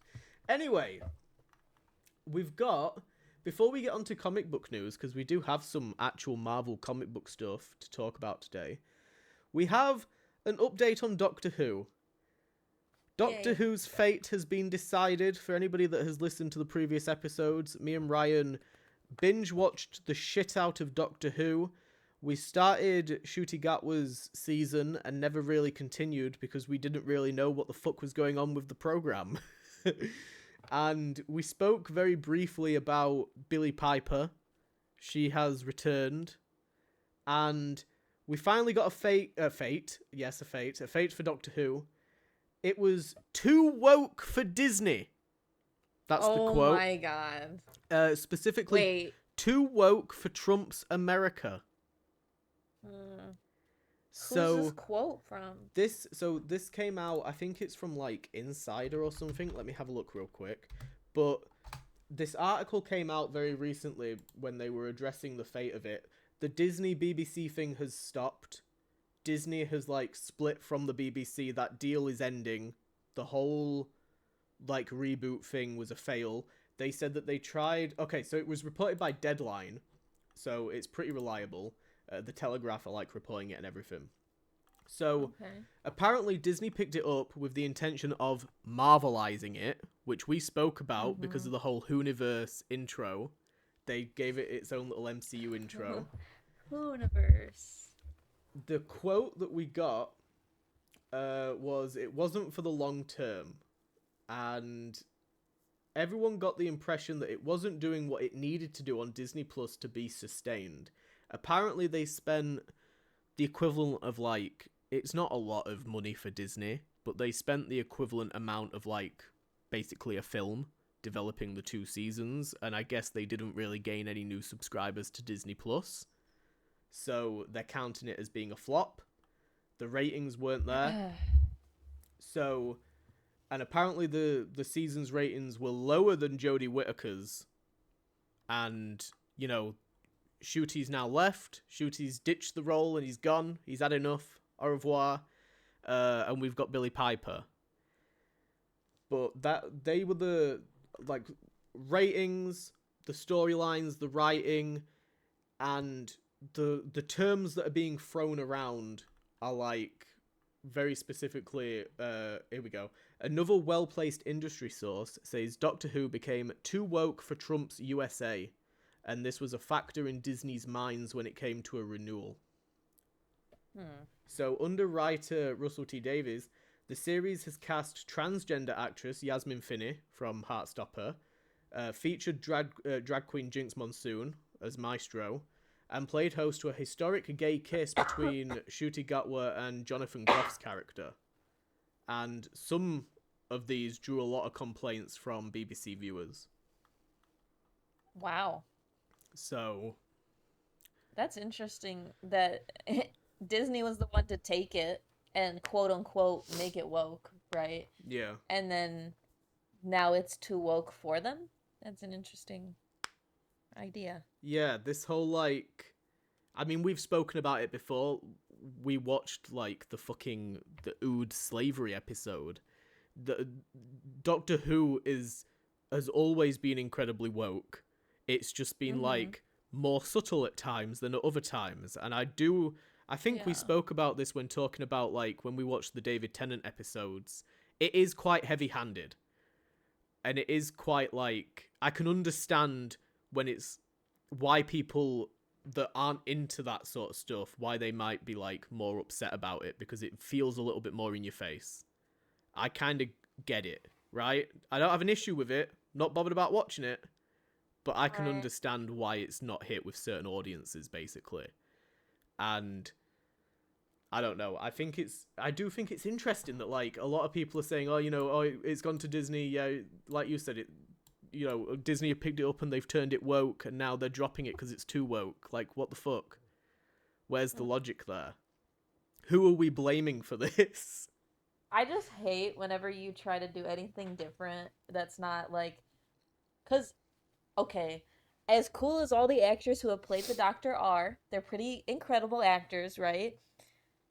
They're all just some guy. Yeah. They're all just some guy. Some white dude. And that's fine. That's like, I think, part of the magic of Doctor Who is that, like, it's, like, in the earlier seasons, and this is what I kind of spoke about with some of my friends when it first got picked up by Disney. I like, when you go back and you watch the earlier seasons, you can tell it's like a dude in a suit that is, stomping around the place as a Cyberman. I like that the Daleks are all practical. And, like, the Clockwork Men and stuff. Everything's so practical. Everything looks like a set. Everything looks handmade and kind of tatty and stuff. And the solution to the majority of the Doctor's problems is fucking stupid. When he gets cornered by, like, 100 gas mask zombies and he just tells them all to fuck off to bed. Shit like that, I love it. That's Doctor Who summed up. And they kept some of that with... like the solution to certain stories and stuff, but it did feel like they were trying to modernize it a little bit too much and make it like this grand, like Game of Thrones level show when it doesn't really need to be. Doctor Who's never been cinematic. That. Yeah. I mean, we saw it with Whittaker's. I think when we watched the finale episode for Whittaker's, even that, like the cinematography and stuff, it's a complete overhaul. So much more CGI and green screen stuff going on. Yeah. And, people watch Doctor Who because of how, like, grounded it feels and stuff. And I think Ncuti is great as the Doctor. And thankfully, like, he's not really getting any hate compared to what he got when he got, like, first cast. There was a lot more hate then than now because people have seen him actually play as the Doctor and he's proved himself as being great. He's incredible. Yeah. So... thankfully, he's come away from it, at least in my opinion, pretty unscathed. And I think a lot of the blame is instead shifting onto Russell T Davies, the writer, because, he did all of Christopher Eccleston's, the Ninth Doctor's, he did all of the 10th Doctor's. He did some amazing stuff. And it's not really on par with what it was. It does feel a little bit more agenda pushing. But I don't really understand, like, this whole, or Disney picked it up and they made it super left-wing and super woke and it never used to be like this. Like, yes, it fucking did. Shut up. Yeah, it's just you heard it from somebody you liked hearing it from. Yeah. And then now you have a problem with who's saying it. You have a problem with the message behind it. It's weird. Now that I don't you like have it. this black queer guy wearing a skirt on your screen doing it, it's not as cool as Yeah. David Tennant or It's Matt just a Smith doing it. bias. So Yeah, and he's like the Doctor still stands for the same things. And the whole point of Doctor Who is that when he dies, he changes. yeah. And yeah, that causes some like strife for people in their heads. They're like, "Oh, I loved this version of the Doctor. I want him back forever." It's like, but that's not the point of the show or the character in the slightest. You You just always grow to like the new Doctor. Yeah, it just takes time. You have to learn who they are. Like, I mean, even when the the ninth Doctor turned into 10. Oh you yeah, know? you didn't like 10. You wanted 9 back. I didn't, and neither did Rose. Like, literally, Yeah. his companion was like, "What the fuck is this?" Yeah. So she had to learn how to like love him still, even though his face has changed. That's the whole point of the character. Yeah. That he's still the Doctor. He still stands for what the Doctor believes in, but he's just a little bit quirkier, a little bit different. Well, we did get a confirmation that Doctor Who's going to be returning for a Christmas special next year. So not Christmas of 2025, Christmas of 2026. But there's Oh, a wow, that's a spin-off long show. time. Yeah. There is a spin-off show though, that they had like pre-recorded like a year or two ago called like The War Between the Land and the Sea. And it's meant to be like a unit show. And I don't think it's going to have like a lot of episodes, but it's going to fill that gap basically. I think that's coming out in, I want to say December. So it's not going to be like, nothing from Doctor Who for the next year. There's still going to be like something. I don't really know like where they're going to go. I don't know if Billie Piper's going to be the new Doctor and we're going to get a season with her. I don't know if she might not even return. They could do like a fucking... It would, honestly, I wouldn't put it past them if they end up fucking like retconning some of it as like damage control. As much as I don't think they should, because that's not in the way of the franchise. They've never done that. They've always done like the soft reboots where it's like, oh, you can jump in here. They've never outright said like, oh, all of old classic Who, none of that shit's canon anymore. Like, no, they've always tried to like make everything canon and everything matter, so that if you have put in the effort to watch everything, you're rewarded with that. So it wouldn't surprise me if they do try and retcon some of it, but I'm hoping that they don't, so that people that have stuck with it and did enjoy it can still feel like that it's worth continuing basically. Yeah. But there's an actor in particular that I would like to play the Doctor, Ryan. Yeah. I've mentioned it before to you, and you definitely had an eye roll moment. I don't remember. Because it is a skinny gay white twink. Oh, okay. But I wanted Joe Locke to play the Doctor. But yeah, I think there's some good actors that could play the Doctor. Do you think that they'll have an actor that young play him, or do you think he needs some years on him first? No, I want there to be... The Doctor's always like... I think Eccleston was like around 30 and Tennant was like 25. Matt Smith was like 25. I think it would be a little bit interesting to go slightly younger. I think the cool thing about Jodie, like the different You almost new said Jodie Doctors Comer. is that I did. I don't even know. Jodie Whittaker. Whatever. Yeah, and all the new Doctors, they all have something different, right? And that causes issues for them when they go back in time on Earth, because obviously there's prejudices against people. And that is all, like, I think that that's an interesting thing they've not done before, obviously, because the Doctor's always been an old white man. He's never really had a problem with that before. Yeah. It would be cool to see like a younger Doctor trying to do things and be heard and be respected, even though he just looks like a child, low-key. And everyone's like, you don't know anything, you're just a fucking teenager, what the fuck? I can think you do? And then he's like, I'm gonna solve this fucking problem because I'm the doctor. Like, you can't be a doctor. You can't even go to college yet.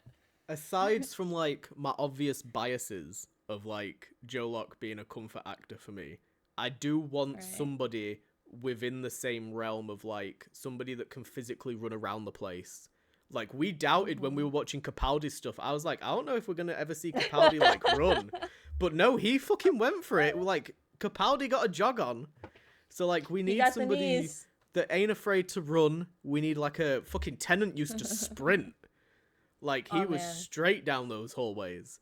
Like you need somebody that can handle the athleticism of it. I think somebody that's like not necessarily like attractive but not ugly. Do you know like how like We can't have an Uggo be the doctor. I don't want somebody that's like too attractive.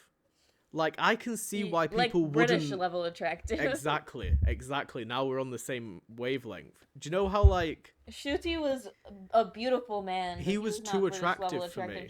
He was gorgeous. He looked like he was But sculpted by listen, somebody. the doctor deserved it for one whatever, like one run of it. He deserved to be beautiful. Now we can move on. But I can see, like, with every single Doctor, I'm like, I can understand if you find Christopher Eccleston attractive or not attractive. Like, the same with Tennant, Right. the same with Smith. Like, they've each got... The same with Capaldi, and the same with Whittaker. I can understand there's an attractiveness there, but that's not the defining trait of them. It's And- kind of weird for me that Eccleston is the one I found the most attractive. Yeah, it's weird for me as well that was what you settled on, because it's not what I was expecting. It's weird. And then, like, would it be weird to have, like, I don't know, I kind of like the idea of, I like the idea of keeping the Doctor as being queer in some aspect, but I don't like it when it's a defining trait of him, because in my head he's Listen. asexual. Listen, I think he can be asexual and also be queer. I think he's also like But I don't the want him Doctor having a doesn't really romance. have a gender, right? And that's what I'm saying. He loves people. Yeah. Like he just loves human beings in general, and whether or not that's like any kind of intimate relationship with them. Usually, his relationships with like the love he has is like with his. Oh my god, my cat is stopping my recording. Fuck, get off. Has it actually stopped? Do we need to... We're back. You're still running. Yeah. What was I saying? I don't know, you were going on about the Doctor being asexual. Oh yeah, it doesn't necessarily have to be like an intimate relationship, but I do think like that is a version of being queer, is like you just love people for being people, whether or not like that has anything to do with it. But I like that aspect of the Doctor too. Like he doesn't care about like who you are or like what you are. He cares about who you are. Do you know what the best example of it is? Hmm. Fucking Tennant and Donna. Like, Yeah. they love each other, but they're not romantic. Yeah. And I love that, like, they have banter, they're like siblings. I love it. And she will forever be one of the best companions of, like, modern Doctor Who for me. And I want that back again. I don't want, like, you know, the Doctor and Rose redone. We've had that, you know, yeah, we could have it again, but we don't need to. No. And I think it's pretty obvious that we can't have the Doctor in, like, a queer relationship. We can't have boy Doctor with boy companion being boys together. We haven't tried lesbians yet. they We haven't tried to. lesbians yet. They tickled the taint with it. They teased us a little bit with it, but they didn't commit to it. They should have But given yeah, us I would- what's her face as the master with Jodie Whittaker, Doctor. Who? Oh, Michelle Gomez Yeah, when she was Missy. That would have been cool. I really wish that had happened just for like one scene. But I would like... I don't know. I feel like this is going to end up turning into a campaign of, like, why I'm going to pitch to you every single reason why I want Joe Locke to play the Doctor. Even though it would be like awful for his mental health if he saw the online reaction to him being cast, because people are just going to be like, "Oh, he's gay. We're not watching that." Oh my god. People are so But mean to Joe Locke all the time, and I feel so bad for him. yeah, it is insane. Even during like Even Heartstopper days, it was bad. I don't know. even now, even fucking it was awful during the Heartstopper days. But Oh my like, god. even now when he's not even like actively in anything, I'll go on to like it's usually fucking Twitter. It's Twitter or it's TikTok comments, and it'll be like Marvel fucking sharing like a Wiccan thing or whatever, and all of the comments will be like, "Oh, we love Rory Malika being cast as Tommy, but can we get a different actor for Billy now?" And it's like, why? Like, what's the issue? I don't understand. Yeah, I don't get it either. He's a brilliant, brilliant actor. And, Yeah. like, is that not the thing that matters? And I understand where, like, some aggression might come from with, like, MCU synergy and, like, Wiccan being changed in the comics and whatever, which we've spoken about before. Mhm. I've seen a lot of that recently. People are not happy. But at the end of the day, what's it fucking matter if the character's getting more exposure than, like, they ever have before, and the representation is there, and, Yeah. like, the actor cares about the role? Yeah, there's also like that's not the actor's fault that they're changing stuff, you know? Like Yeah, no, he's just there to do exactly. his job. And if he does his job well, that's what matters. And I do think that he plays Wiccan very well. Like as a character, I Absolutely very much enjoyed him in Agatha one of all my along. favorite So, MCU characters. Like, even if I hadn't seen Heartstopper beforehand, like, just when we rewatched it recently, um, just his chemistry with people. His chemistry is fantastic. yeah. Absolutely fantastic. We've gone You into liked like him you glazing like Joe Locke mode. you liked him before you even knew who he was. That's the point. Like you kind of had an inkling of who he was, but you didn't know for sure. Those first couple of episodes where he's just playing like this bewildered teenager that's just happy to be around witches because he loves witchcraft so much. Mhm. Like, he's just very, very endearing, very like he's witty and he's funny. And he's got like great one-liners in that show, and I cannot wait for him to come back. He's just one of those characters, and it's the same with like Kate Bishop in Hawkeye. You know, it's not exclusive to Joe Locke, but like Kate Bishop in Hawkeye, such an amazing character, and Yeah. I can't wait to like see her again. Like, imagine the chemistry that we're gonna have between seeing Joe Locke, America Chavez. I said Joe Locke instead of Wiccan. Fucking Wiccan, America Chavez, Kate Bishop. You know what I mean? Like, all mingling together and bantering I'm together so and trying to figure excited. out as a team. It's gonna be insane. I really hope that they don't like scrap all the Young Avengers stuff before they can fully flesh it out because I really do want to see it. They've been building it up for so long. This has And I been, know that people are going to there's going to be backlash on that cuz it's going to be too yeah. woke cuz the Young Avengers are so fucking gay. Like just please be aware now that the Young Avengers are so fucking gay and that's not going to go away. Okay? So, it is a fact. while we've got our Joe Locke fan club glazing t-shirts on real quick, because I wasn't expecting us to like fucking go in on that. But it's a fantastic segue because the news I have is about the Young Avengers in live action. This couldn't have worked out any fucking better. Yeah. So, aside from us needing Joe Locke on our screens as soon as possible, there was a pitch. It's been revealed recently that there was a pitch for a movie where it would be the Young Avengers versus Kang. Oh. Now, where have you seen that before, Ryan? In that's literally the original Young Avengers with Fucking Iron Lad and exactly. shit. Which So, is so funny because now that I've read that and everyone was putting up such a stink with Ironheart and how Harley Keener should have been Iron Lad, it's not even oh, fucking Iron Lad. That's not even who Iron Lad is. this You is don't know anything literally. about the character. I fucking crashed out at somebody about this exact thing because I don't know if it was somebody at my work or it might have even been both. It would be somebody incredible for them to bring Iron Lad into it and have it be a version of Kang just to shut all these motherfuckers up. Like, I really need that to happen. I very politely crashed out at somebody before we were going to do a recording Politely. session. Very politely, because they brought up, like, oh, we can get Iron Lad hopefully pretty soon and blah, blah, blah and whatever. And they were, like, talking about, like, Iron Lad's character and, oh, I think they said, oh, they can bring back the kid from Iron Man 3 and hopefully we can get him as Iron Lad in the Young Avengers. And I was like, do you know anything about that character? And he was like, no, I just sort of assume he's like young Iron Man. I'm like, he's Kang the Conqueror. And Yeah. he went quiet and was like, huh?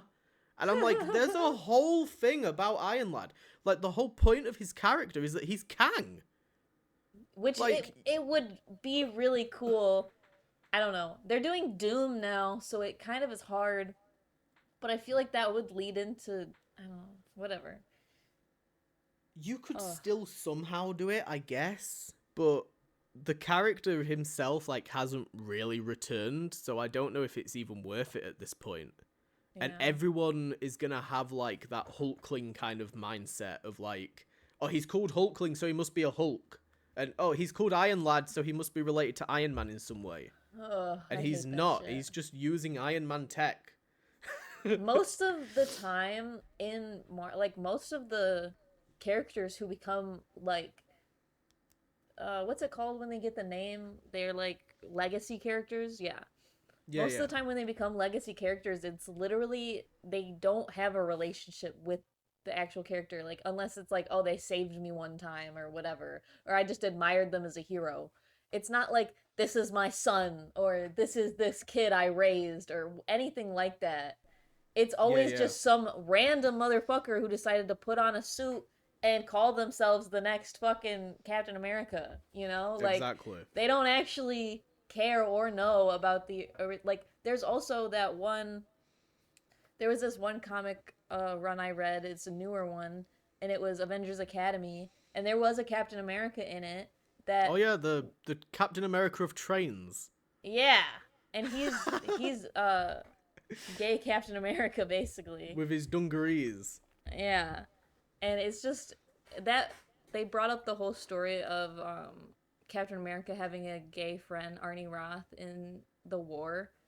Mm. And that was very heart-wrenching, the story, but also like this Captain America, this new Captain America that took the mantle, had no idea of this backstory at all and didn't know Captain America, but that was like a really important part of his story now because he helped out with um the stuff that was going on with a bunch of bigots. So I don't know. It's just that stuff is really cool to me, and it makes it more compelling when it's just some random kid you now have to learn about. I don't know. I think, like, I think it's really difficult because so many people will just. It's why I said to you recently, like, they need to change Hulkling's name. Mm-hmm. Because it really is going to be such a big issue for people.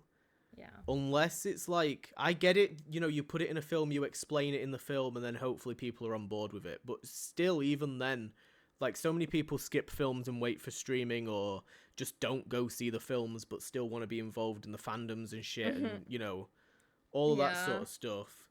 We've seen that a lot lately with, like, Thunderbolts and whatever. Nobody actually wants to go watch these films, but plenty of people want to fucking chat shit about them, Mm-hmm. having no idea whether or not they're good.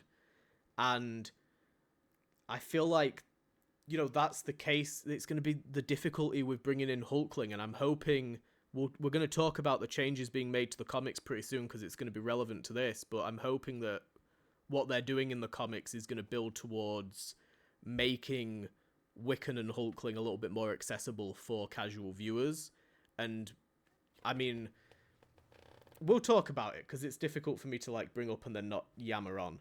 But anywho, the pitch was Young Avengers versus Kang, and the writer that was attached to it, I think it was the Loki writer, so it was probably going to be pretty fucking good. Even though people have commented on it and said that it didn't sound very good. Despite it being a direct reference to the initial comic book run, he said that the reveal at the end would be that this was this version of Kang, it was his first day on the job, and that's why they were able to defeat him. And I think that's fucking great.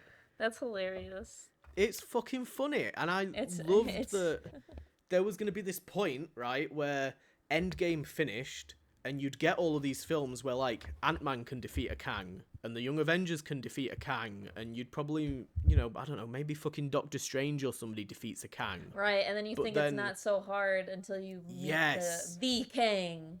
You meet the Kang the Conqueror, the proper fucking, you know, not the big attempted dog. conqueror. Exactly. And then you have fucking the Kang dynasty with all of these different fucking Kangs teaming up together to take on the Avengers and the Young Avengers. I feel like that would have been great. And unfortunately, we just never got there. But there's been people commenting on it saying that it sounds like shit and that it wouldn't have been a good idea. And clearly these people had no idea that it happened in the comics and that it was actually a really good run. So yeah, highly recommend it to people that haven't read it, because it's pretty good. Pretty awesome. Does that take us into the next thing?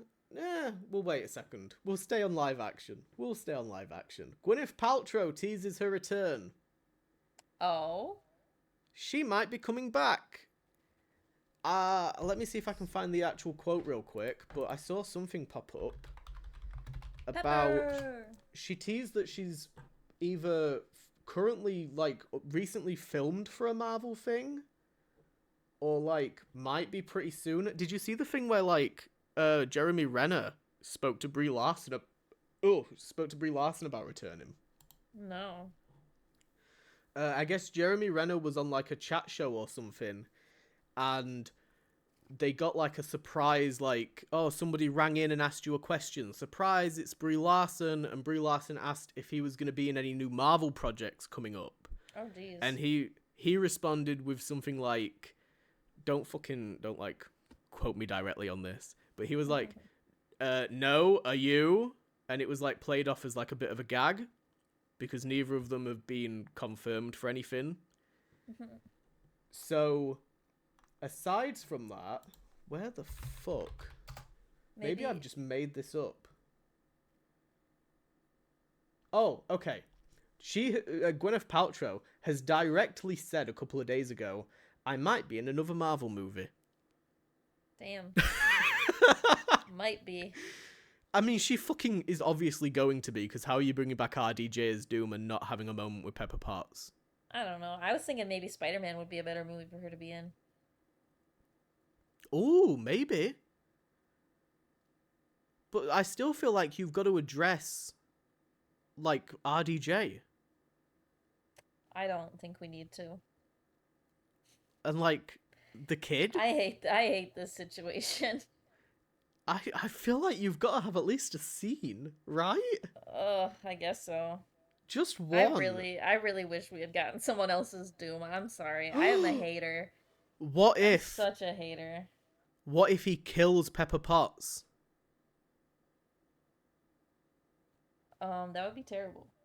Pepper Potts has superpowers. Did they cure her of her superpowers, or does she still have them? No, she still has them because in Secret Invasion, her blood was gathered for the Extremis Super Skrull. Right. Let's not forget about Secret Invasion. Fucking Secret Invasion. I think we should maybe forget a little bit about Secret Invasion. I would like to say I'm currently we went reading to this war-torn, fucking full of soot and ash, and we collected tiny DNA samples from every single Avengers that ever existed, and then also people that weren't even near the battle. And love that storyline. People so that cool. got dusted. Yeah, Apparently people that their don't blood was exist still anymore. Yeah. Maybe it was the dust and ash. But the actual comic book run I'm reading at the moment, and I'd like to report back, it is pretty good. I am enjoying it. And it's quite like, obviously it's fucking massively different, but the scale of it is like this is an event. Yeah. It's really fun so far. So, but I'll update you on that when I actually finish it, because fucking hell, Okay. I'm not even like a third of the way in yet. I've got a lot to go. But so Gwyneth Paltrow is returning. She's pretty much confirmed it. Do you think Jeremy Renner and Brie Larson are going to be back? What do you think the situation is with with Captain Marvel, rather? I mean, if they're on a talk show talking about it, I figure they're probably trying to tease that they're gonna be in Doomsday or something like that. I definitely think Captain Marvel's coming back. Like, why wouldn't she? They've been pushing her pretty hard the last years, so I don't know. But I would definitely like to. I think the Brie Larson hate train is undeserving. and we said And we wanted Jeremy Renner back because it was kind of fucked up that they were. whoa, whoa, whoa, whoa, whoa, whoa, whoa, whoa, whoa, whoa, whoa, whoa, whoa, whoa. Whoa, whoa, Don't what? you put blasphemous words in my mouth. You think that they should not bring back Jeremy Renner? I'm gonna be completely honest with you right now. Okay, Not even for just one last movie. they could kill him off camera, and I wouldn't care. If they were gonna kill him, they'd have done it in Endgame. I know he's gonna get to retire, but my point is that if he never comes back, I don't care. We have Kate Bishop now. I know, but we usually have two Hawkeyes. I would like for him to be recast after Secret Wars. I would like for an actual blonde actor to play. That's my I want a gripe blonde here. hair, blue-eyed actor to play I don't know about the this. blue eyes, but I like. I like. Do you know like his freefall outfit in Marvel Rivals? Yeah. Like the Shield agent outfit where he's wearing like the black and he's got the purple arrow on his chest. I want that Hawkeye in live action. I want like the 2012 Hawkeye in live action. I don't want this fucking. I'm sorry, but Jeremy Renner's old. He's turning into a granddad very slowly before our very eyes, and I don't want him anymore. And also, he just doesn't have like the. I feel like Hawkeye needs to have like a bit of banter. He's always like the straight guy in the situation. He's I never don't said know. anything fucking funny. I felt like the Hawkeye TV show did a better job with him than any other movie he's been in. I did enjoy the storyline of like him losing his hearing and stuff. And I liked, do you know, like when Kate falls off the side of the building and it reminds him of losing Natasha? Like stuff like that. I enjoyed what they were doing with his character. And like the final fight on the ice rink with the Tracksuit Mafia is good. But I just feel like with the character moving forward, like Hawkeye's a mainstay of the Avengers. And I'm like, look, if Jeremy Renner is like kicking up a bit of a fuss with how like Marvel's treating him, and Marvel aren't interested, like I'm not that invested. I'm happy for him to go. I don't really give a shit. Would you like to watch the Bourne films with him in? No. Exactly. I don't think I want to watch the Bourne films with him not in either. They're on the list. I think I'm good on all of that. I don't know. I don't particularly give a shit. I like Hawkeye. I don't like MCU Hawkeye. Okay, I if they kill him off in Doomsday, I don't think I would be sad 100%. But I just don't like the way that Disney, if they are trying to just push him out by not giving him like what he deserves. But I mean, Disney's a bunch of bitches, so what do they know? I totally get it from like a financial standpoint. If they're trying to like undercut him and stuff, then fair enough. You know, get your bag. Disney's got plenty of money. Also, I always think about what happened with Chadwick Boseman, and him being sick and being worried about losing his job. So he literally died and nobody knew he was sick. Yeah. Like, that's sad stuff. And Jeremy Renner gets in this accident and now he's just like not worth it to like be a character in your movie because he like is injured. Like I don't like that. I think that's crazy. And these are people that you have built your whole identity around. As much as it's like the actors are a small part of the movie making process, like they are a very important part of it when it comes to continuity and stuff like that. So that's always what I go to when I think about it. It's less about like the character Because, yeah, there are definitely some things they could do better with a Hawkeye character, which, who knows, maybe he could play a different Hawkeye that's better and blonde, you know? They could just dye his fucking hair. I don't know why that's the worst thing in the world. Give him a wig. You have enough money to give him a fucking wig. It's not, let's just, but yeah, no. He is It's getting the a little bit same with older. A lot of the actors are getting older, and I hope that they go the route of recasting as opposed to downloading all their faces and using oh yeah, AI God versions no. of them. I mean, I feel the same Honestly, I'm way worried about about RDJ. I think we'll be fine. I think I after think. Kevin Feige had that interview where he was like, "We're gonna start James Bonding it," I think we're fine. I think he's already decided that like post Secret Wars, a lot of people are gonna get recast, and you're just gonna have to like, audiences are gonna have to deal with it. It's Yeah. gonna be like a new era of Marvel. You know, it's nice having people that are mainstays, and you can have it with certain characters. Like fucking Joe Locke could look 20 for the next 20 years. Yeah. And, you know, he can stay playing Wiccan for as long as they want, but there are going to be certain people that are going to age out of their roles. You know, Tom Holland is going to start to slowly get more wrinkly to the At even though some point, he's going to remain the size of a college like student, but eventually he's going to start to look older and we're going he's to gonna need a start new looking a little Spider-Man. bit more Tobey Maguire. Exactly. So, but yeah, I know I do definitely agree that like I think it would be good to give his character a proper like Hawkeye's character a proper send off if they are going to get rid of him.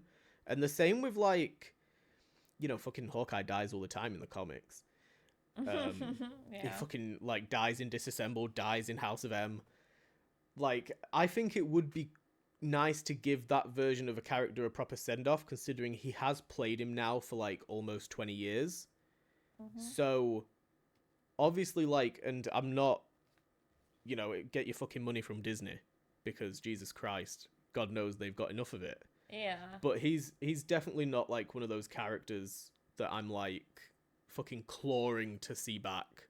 I'd be more than happy with him playing like a Batman Beyond style role where he's like the guy Right. in the chair for Kate Bishop. I'd be cool That with would be that. cool. But But Brie Larson, you definitely want back. I'd like her back to at least round off her version of the character. If they want to recast her after Secret Wars, then you know, fair enough. I'm not like it's the same with Bruce Banner and Mark Ruffalo. You know, if we want to keep using Hulk, you've got to get rid of certain actors eventually. Yeah. Even if like I really like Mark Ruffalo, he seems like a great guy. I don't particularly He like him as seems like a Bruce great Banner guy. that much. He does. He's very woke, and he He's doesn't want to hang around very with woke. he doesn't want to hang around with Chris Pratt. So we've got something in common. So Point one for Mark Ruffalo. exactly, and he was in Zodiac, so that's point two. Is that? I think that's minus 1 point for me. Maybe it evens out between the two of us. But yeah, I think like, you know, if they recast Iron Man, we're gonna get a recast for Pepper Potts. We're not gonna keep Gwyneth Paltrow. Some of these characters are just gonna have to go. But what I would like is maybe, as we were talking about legacy characters earlier, instead of, you know, we lose Brie Larson as Captain Marvel, maybe Monica Rambeau. We finally get her as Captain Marvel. Yeah, that would be cool. I'd be cool with that. I'd be fine with that. And like, you know, you don't have to like recast anybody new or anything. You just, it's part of that character's natural progression instead. Yeah. So This is why I mean, I there's like options. legacy characters more. Yeah, legacy characters are cool. Just give us a new character. You don't have to recast. The other person can just disappear. Would you like to talk about some comic stuff? Yes, I would. Some big news is happening, Ryan. Big news. Right.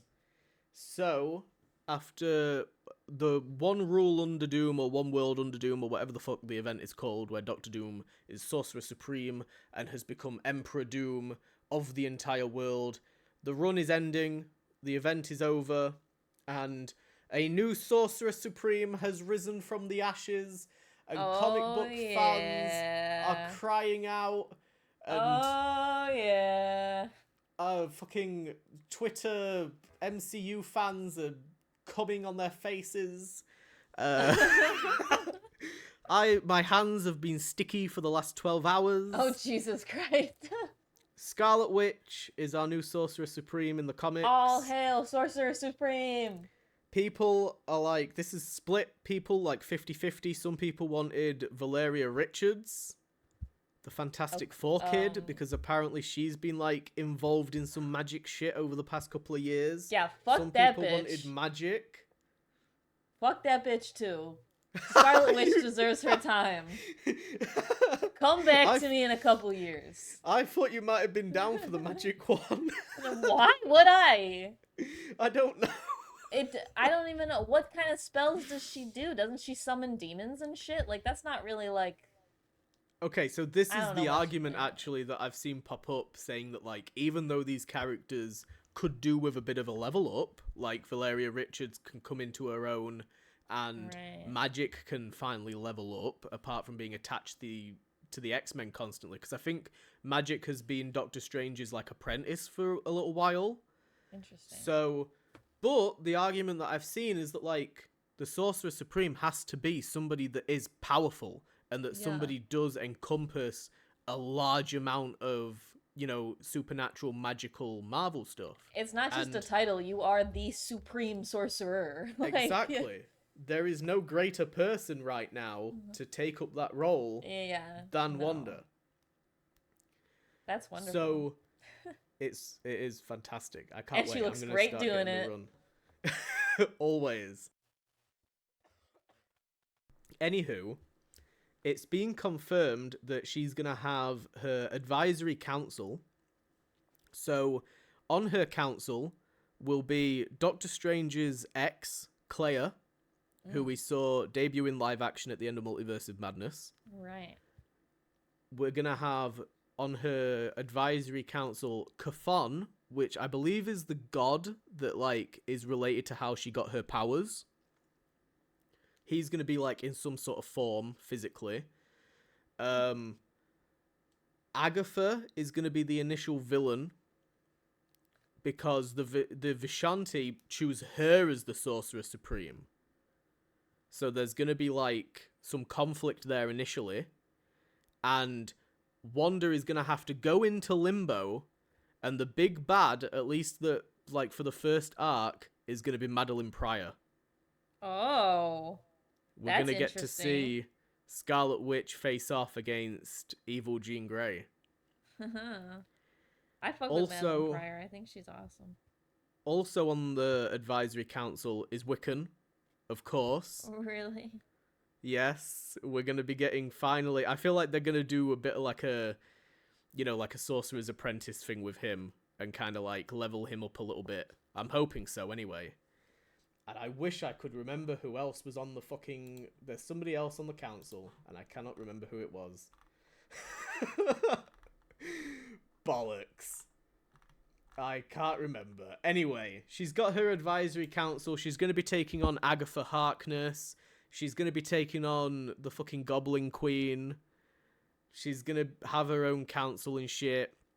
Also, Imperial War just came out, which I haven't read it myself yet because I'm going to pick up the issue tomorrow, but I've seen the spoilers and we've spoken a bit about the spoilers.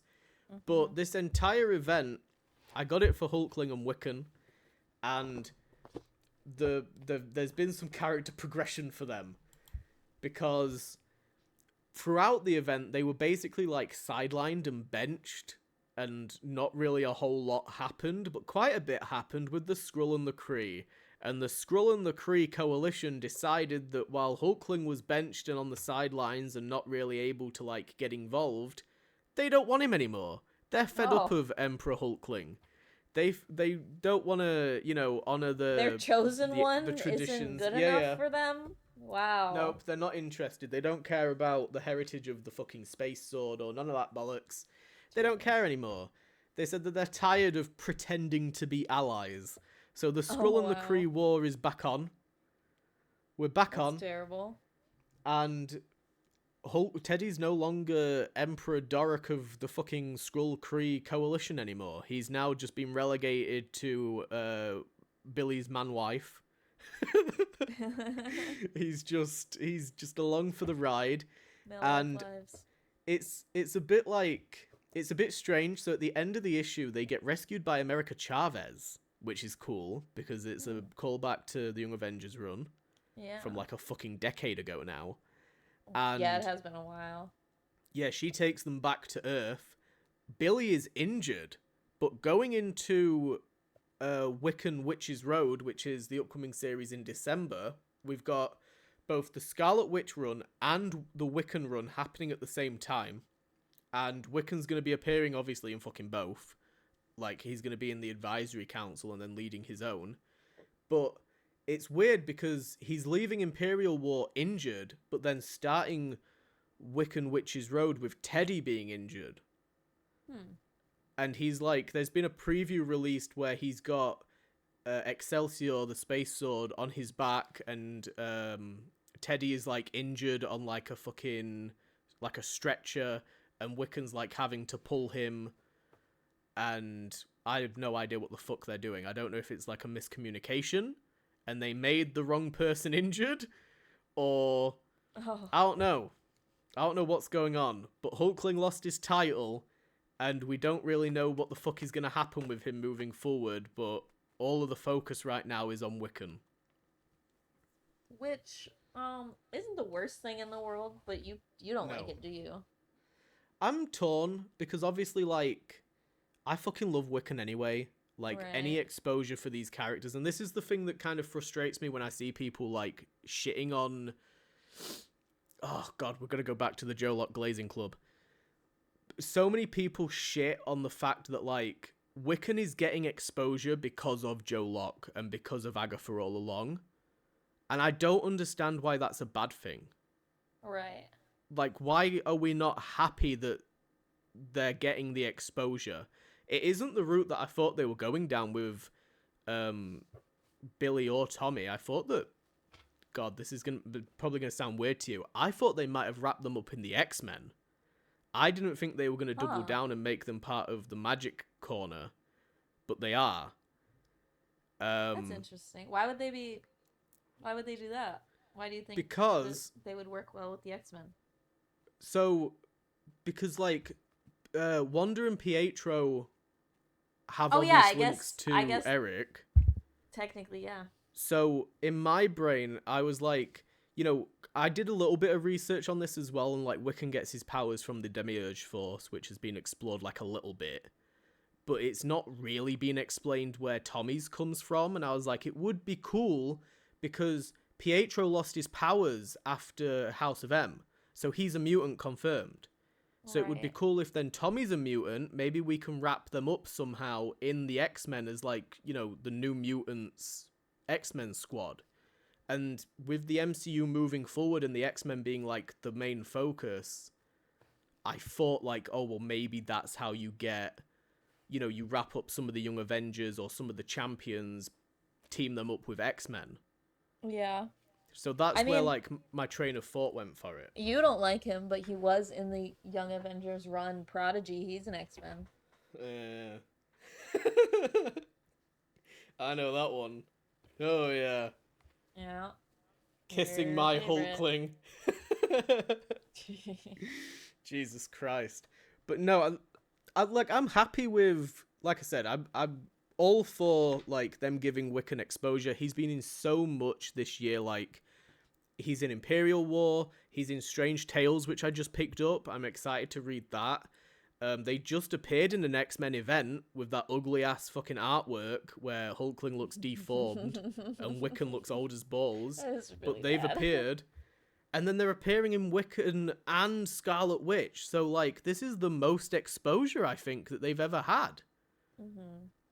You know, they went through, like, a dull period during the 2010s. I know that they got the Empire run and they got married and stuff, but throughout, like, the first half of the 2010s, they weren't really in much outside of that Young Avengers run. So, yeah. I'm all for, like, you know, fucking polish Joe Locke's cock and glaze, you know, let's fucking go. milk him for what we Jesus. can. If it means getting us some like more exposure and stuff for those characters, then I'm all for it. But I like Hulkling, and I like the gimmick of him being Emperor of the Skrull and the Kree. And I do feel like, they had the Super Skrull leading the Skrulls for a while. So why couldn't he step in and like impersonate Teddy while Teddy is on Earth doing Avengers stuff? I feel like, Like, though, why take it away from him? if they did that and then it was revealed that it wasn't Teddy, like that's gonna cause a whole nother problem. And you're just gonna be right at the same point where he's gonna lose because the Kree and the Skrulls follow him because he's one of both of their factions, right? They find out that it's actually just this Super Skrull that's been calling all the shots. They're gonna be pissed. But then we can have another event. Yeah. I don't know. I personally think the Skrull. What? The Scree Crawl. You put the S in the wrong place. Say what? Hold on. Let me fix my mouth real quick. The Kree Skrull War. I really don't think. I don't know. There are some interesting themes when it comes to like the commentary on war, but I don't enjoy it all that much. So I really wouldn't care if it just never happened again. And he just, yeah, if they had just let him go off and do his own thing. I mean, but like I said when we talked about it, it does, if he is like, if they don't have somebody take his place, right? If they didn't do something like that, and he does just try to leave, like, or if he doesn't try to leave, he's just stuck there. That really is kind of a dead spot for his character. Like, you can't do any story there, really. Yeah, no, I do. Besides I definitely do agree with that. And then and Wiccan was with him, right? So Yeah. he's just taken off the playboard immediately if anything happens on Earth. So it just kind of sucks. I think that like I get the impression that they have plans to use, like they're acknowledging basically the power that like these queer characters actually have now. That's why we're getting a Wiccan solo series. Hopefully further down the line, Hulkling can get his own when he gets renamed. I would imagine that's why he's not getting his own, is because they can't do a series called Hulkling. Because nobody's gonna fucking understand why it's called that. Yeah. But I get the impression that they're making these big changes for the sake of synergy, and so that they can ground these characters and do more Earth-based stories, because obviously they're going to be popping up, and they're going to be, adapted into live action and brought into... they're going to be a lot more popularized. And I do agree with you where, like, as much as I love the gimmick of Hulkling being Emperor, I love that, like, the visual of him sat on the throne, he's got the big sword, they're doing the fucking Arthur and Merlin gimmick. I love all of that shit. I love, like, the idea of them being cosmic characters compared to, like, Wanda being an Earth character.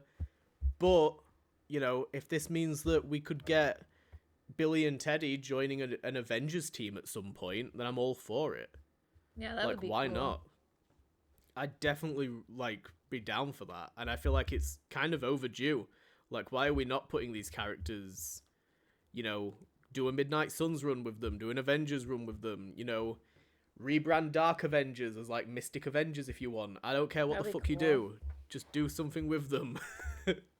Yeah, it would be nice. I'm curious if, do you reckon Teddy's going to be on her council? Probably not. I'm sure he needs a break. I'd like for him to be... Do you remember in... I think it was like Doctor Strange 2, there was like that random Minotaur walking around. Oh, yeah.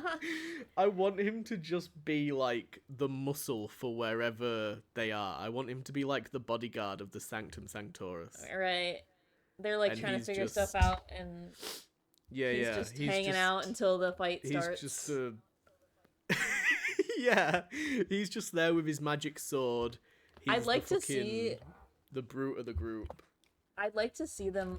Oh my gosh, Jesus Christ! Sorry. I'd like to see them do some kind of like he's just literally acting like he's on vacation, and like he didn't go through like this whole having to leave, and the war starting again. Like It would just be really funny to like What have are him you go doing? sunbathe. Sorry, my cats are like all over the place right now, so I just needed to figure that out real quick. My cat will stop my recording again. I could hear you wrestling cats. Just shoving cats into a pillowcase and throwing them into a different room. But like imagine him like pulling out the like beach chair and sipping on his like coconut, and they're not actually anywhere near a beach, but he's sunbathing because Oh, it's his that would goddamn like vacation. like Nick Fury at the end of Far From Home Yeah, when he's but on the he's ship. just yeah, he's just in the background of these sorcerers doing all I this would like important that shit. It'd be really funny. They're like doing a ritual or something, and he walks past like in his underwear, like sipping a drink because Yeah. he's had like his fourth nap of the day, and he's just fucking chilling. I would actually kind of like that. I saw a lot of people on Twitter being like, yet again, Hulkling and Wiccan get benched, but at least Hulkling is here like serving looks because they drew him really, really attractive. Yeah. And then people also saying like, oh, this is how I like my Hulkling, like pretty and dumb and having no idea what the fuck is going on. I'm like, yeah, we really need him in live action. They need to hurry the fuck up and get him in live action. They do.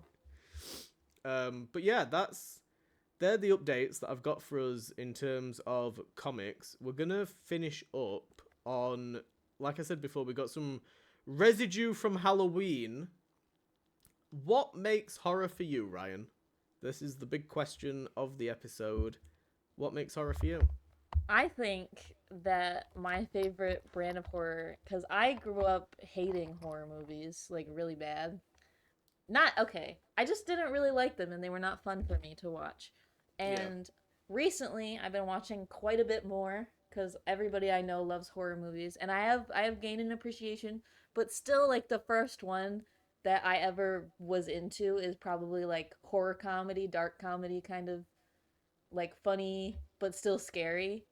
So Yeah. that's what really makes the horror genre for me is stuff that is like funny but can still like make fun of itself, or sorry, it's scary but it still makes fun of itself Yeah. without like taking away from that fear part of it. Is there like, is there anything in particular, like films or franchises or anything? I know that before we mentioned VHS, we've watched like the Texas Chainsaw films, some of them anyway. We've watched like, and they don't even necessarily have to be scary films. They could be like thrillers, One of the things that I've got written down here, Hocus Pocus, is a fantastic film, one of my favorite Halloween films. I absolutely love it. I've also got written down The Batman is a Halloween film. Really? Yeah, it's set at Halloween. That's funny. It's because in the opening sequence, like when he's doing the narrating, there's the guy walking around dressed up as like the drop. He's got the drop head thing. I thought that was just a Gotham thing. They were just hanging out. No, I think it's specifically a Halloween Gotham thing. Interesting. But yeah, I've got like Donnie Darko written down, obviously. Even though it's not a horror, it's like kind of thriller aesthetics, the vibes and shit. I think like, I don't know, I really enjoy films that, and this applies to like films in general, but like, I think a film is pretty good when it can make you a little bit uncomfortable. Yeah. And can make you like pay attention, basically. And I loved when we got to sit down and watch all of the fucking Saw films. That was a brilliant experience, especially when like you guys didn't know the twists. So like seeing especially like your reaction, because the person that we watched it with has like, a little bit more experience with horror, at least at the time. Right. Like being able to see your reaction to that was really, I was really flabbergasted. cool. Yeah, Saw is brilliant. I love shit like that. Any kind of like thriller, like at some stage I'll make you watch Seven. Seven was a great film. We spoke before about like Watcher and stuff. Anything with like those kind of thrillery, grounded serial killer kind of vibes and things. But I like the camp side of it as well. I like Little Shop of Horrors, and I've never seen what's the thing with Tim Curry in it? Oh my god, Rocky Horror Picture Show. that yes, Yeah, I just watched that. I love campy horror. It's so fun. And that probably does add to like my enjoyment of dark comedy, cuz that's like it's funny. And I'll find in any scary movie I'll find something to laugh at even if it's not meant to be funny cuz I'm just a horrible yeah, person. But when they're actually meant to be funny, it's just such a better experience for me cuz I don't feel like a terrible person for laughing. But I did write down a few, but they were all like part of the dark comedy genre.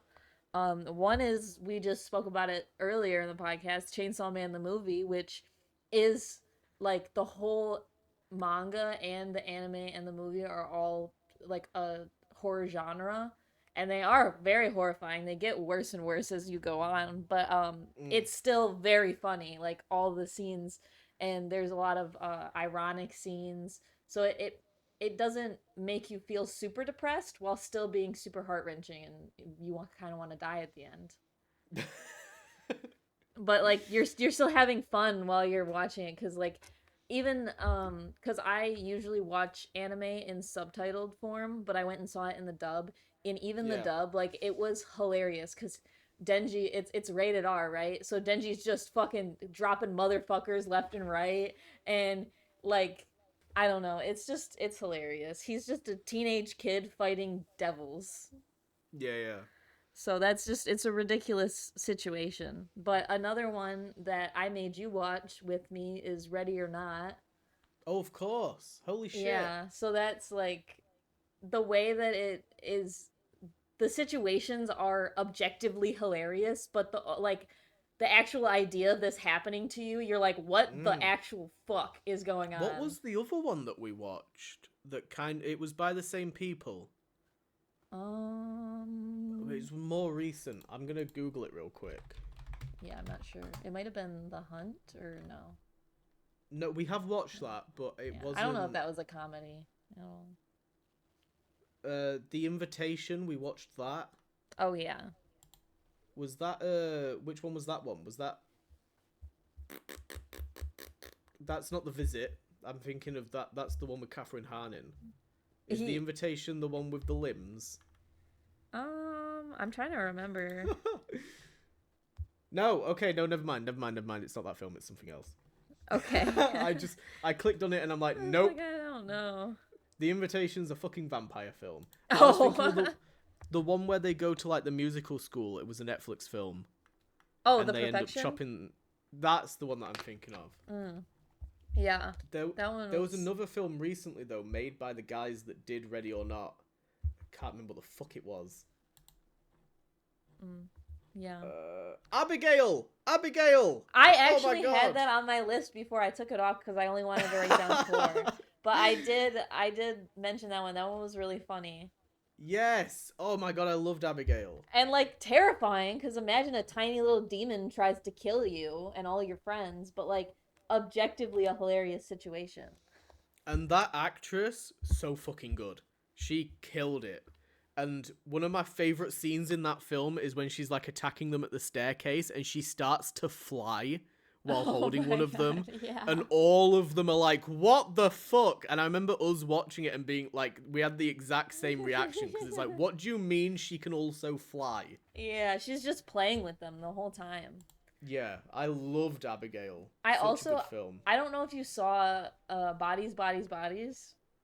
Did you see that one? I'm gonna have to look it up. Oh my god. If not, we should watch it because it's hilarious. No, I haven't seen that one. It's like kind of slasher-esque, but also more like a whodunit where they're like it's a group of teenagers trapped in this house, and then people start dying, and so they're like saying a different person did it, over and over again. And they just get put into crazy situations. But the twists at the end are like is the craziest part. But it's very funny, very hilarious. It's got Rachel Sennott in it, and she's a hilarious actress. She's in Bottoms. Oh my god, I'm looking at the cast and I was like staring at her and I'm like, where do I know you from? No, she's phenomenal. So, and she's hilarious in the show. She plays a very different character than I've seen from her before, but like it's really good. And then there's one also on my list that I know that you have not seen, and it's called They Cloned Tyrone, and Okay. it's about a government conspiracy in a suburban town, and it's all about like the exploitation of like black people in suburbs, and I guess the war on drugs a little bit, because it's about this like drug dealer who is the Tyrone they cloned, but his name's Fontaine, and he dies in a drive-by shooting and then Mm. still shows up the next day to like collect money from this pimp. And so the pimp, one of his prostitutes, and this drug dealer go on this journey to try and figure out how he's still alive. And it all like it involves like a fast food restaurant in the town and like products that are being sold to the community. It's just crazy and it's hilarious and it's one of the best movies I've ever watched. I've Genuinely. never heard of it before. Is it a I horror? it is kind of like a thriller-esque situation more. Okay. I feel like I don't know if you'd like it, but I would want to watch it with you for sure. We can add it to the list, the never-ending list. Yeah. There's a fucking... I feel like I need to bring it up. Nosferatu. Holy shit. Yeah.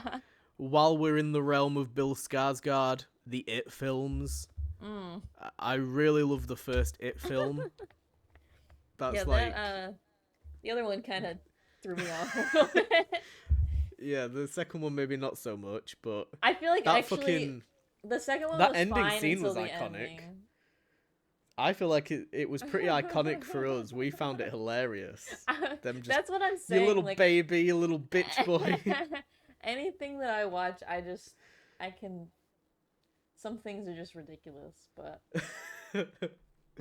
That was like, I don't know. I love the It films. I think they're great. Like I said, Nosferatu. Fucking, we've had Long Legs, Sinners, Weapons. There's been so much good shit, and I feel like we're in a new. yeah. As Sinners much as is up people for is it an Oscar or a Grammy? don't. Oh, I don't know. It It's should a be Oscars. It's that time of year. Yeah, they're up for a Oh, music Oscar, yeah, the and I songs. Lied to You is one of which I put on my playlist. I Lied to You is one of the most beautiful songs I've ever heard, but it's up against K-pop Demon Hunters, and everyone's like, K-pop Demon Hunters should win. I'm sorry, I disagree Yeah, I wholeheartedly. fucking saw that. Fuck that movie. Sinners is beautiful. The soundtrack is wonderful. I remember getting goosebumps in the theater watching that fucking movie. This is the thing. Oh, It's I Lied not to You is so about good. like, it's not about like what's the better song or fucking what has made the charts or anything well, like that. I It's think the got Oscars to be, is literally what is the better song for their. but it's like it's got to be like within the film though. Yeah. Like, where do those songs stand within the K-pop Demon Hunters film compared to I Lied to You? Because I Lied to You, I'm not. That scene is like one of the best scenes ever. Maybe we should watch K-pop Demon Hunters and then come back to this conversation because neither of us have seen it, so it's kind of hard for us to like say 100%. Sinners is the winner, but I do think that even after watching K-pop Demon Hunters, I'm gonna feel the same because of how like the songs they picked like affected me in the movie. They were beautiful, and like the music in the movie in general is just I don't know it made the entirety of that film. I really feel like it wouldn't have been as good of a movie if it wasn't for the soundtrack. We need to fucking break this mold as well of like horror films never getting nominated for Oscars because they're horrors.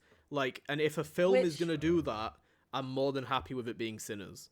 Yeah, which they have brought up that like even with this like horror and animation both constantly get snubbed at the Oscars. So either way, a lot of people are gonna be happy regardless. But yeah, it is up to the elites. We don't get to choose.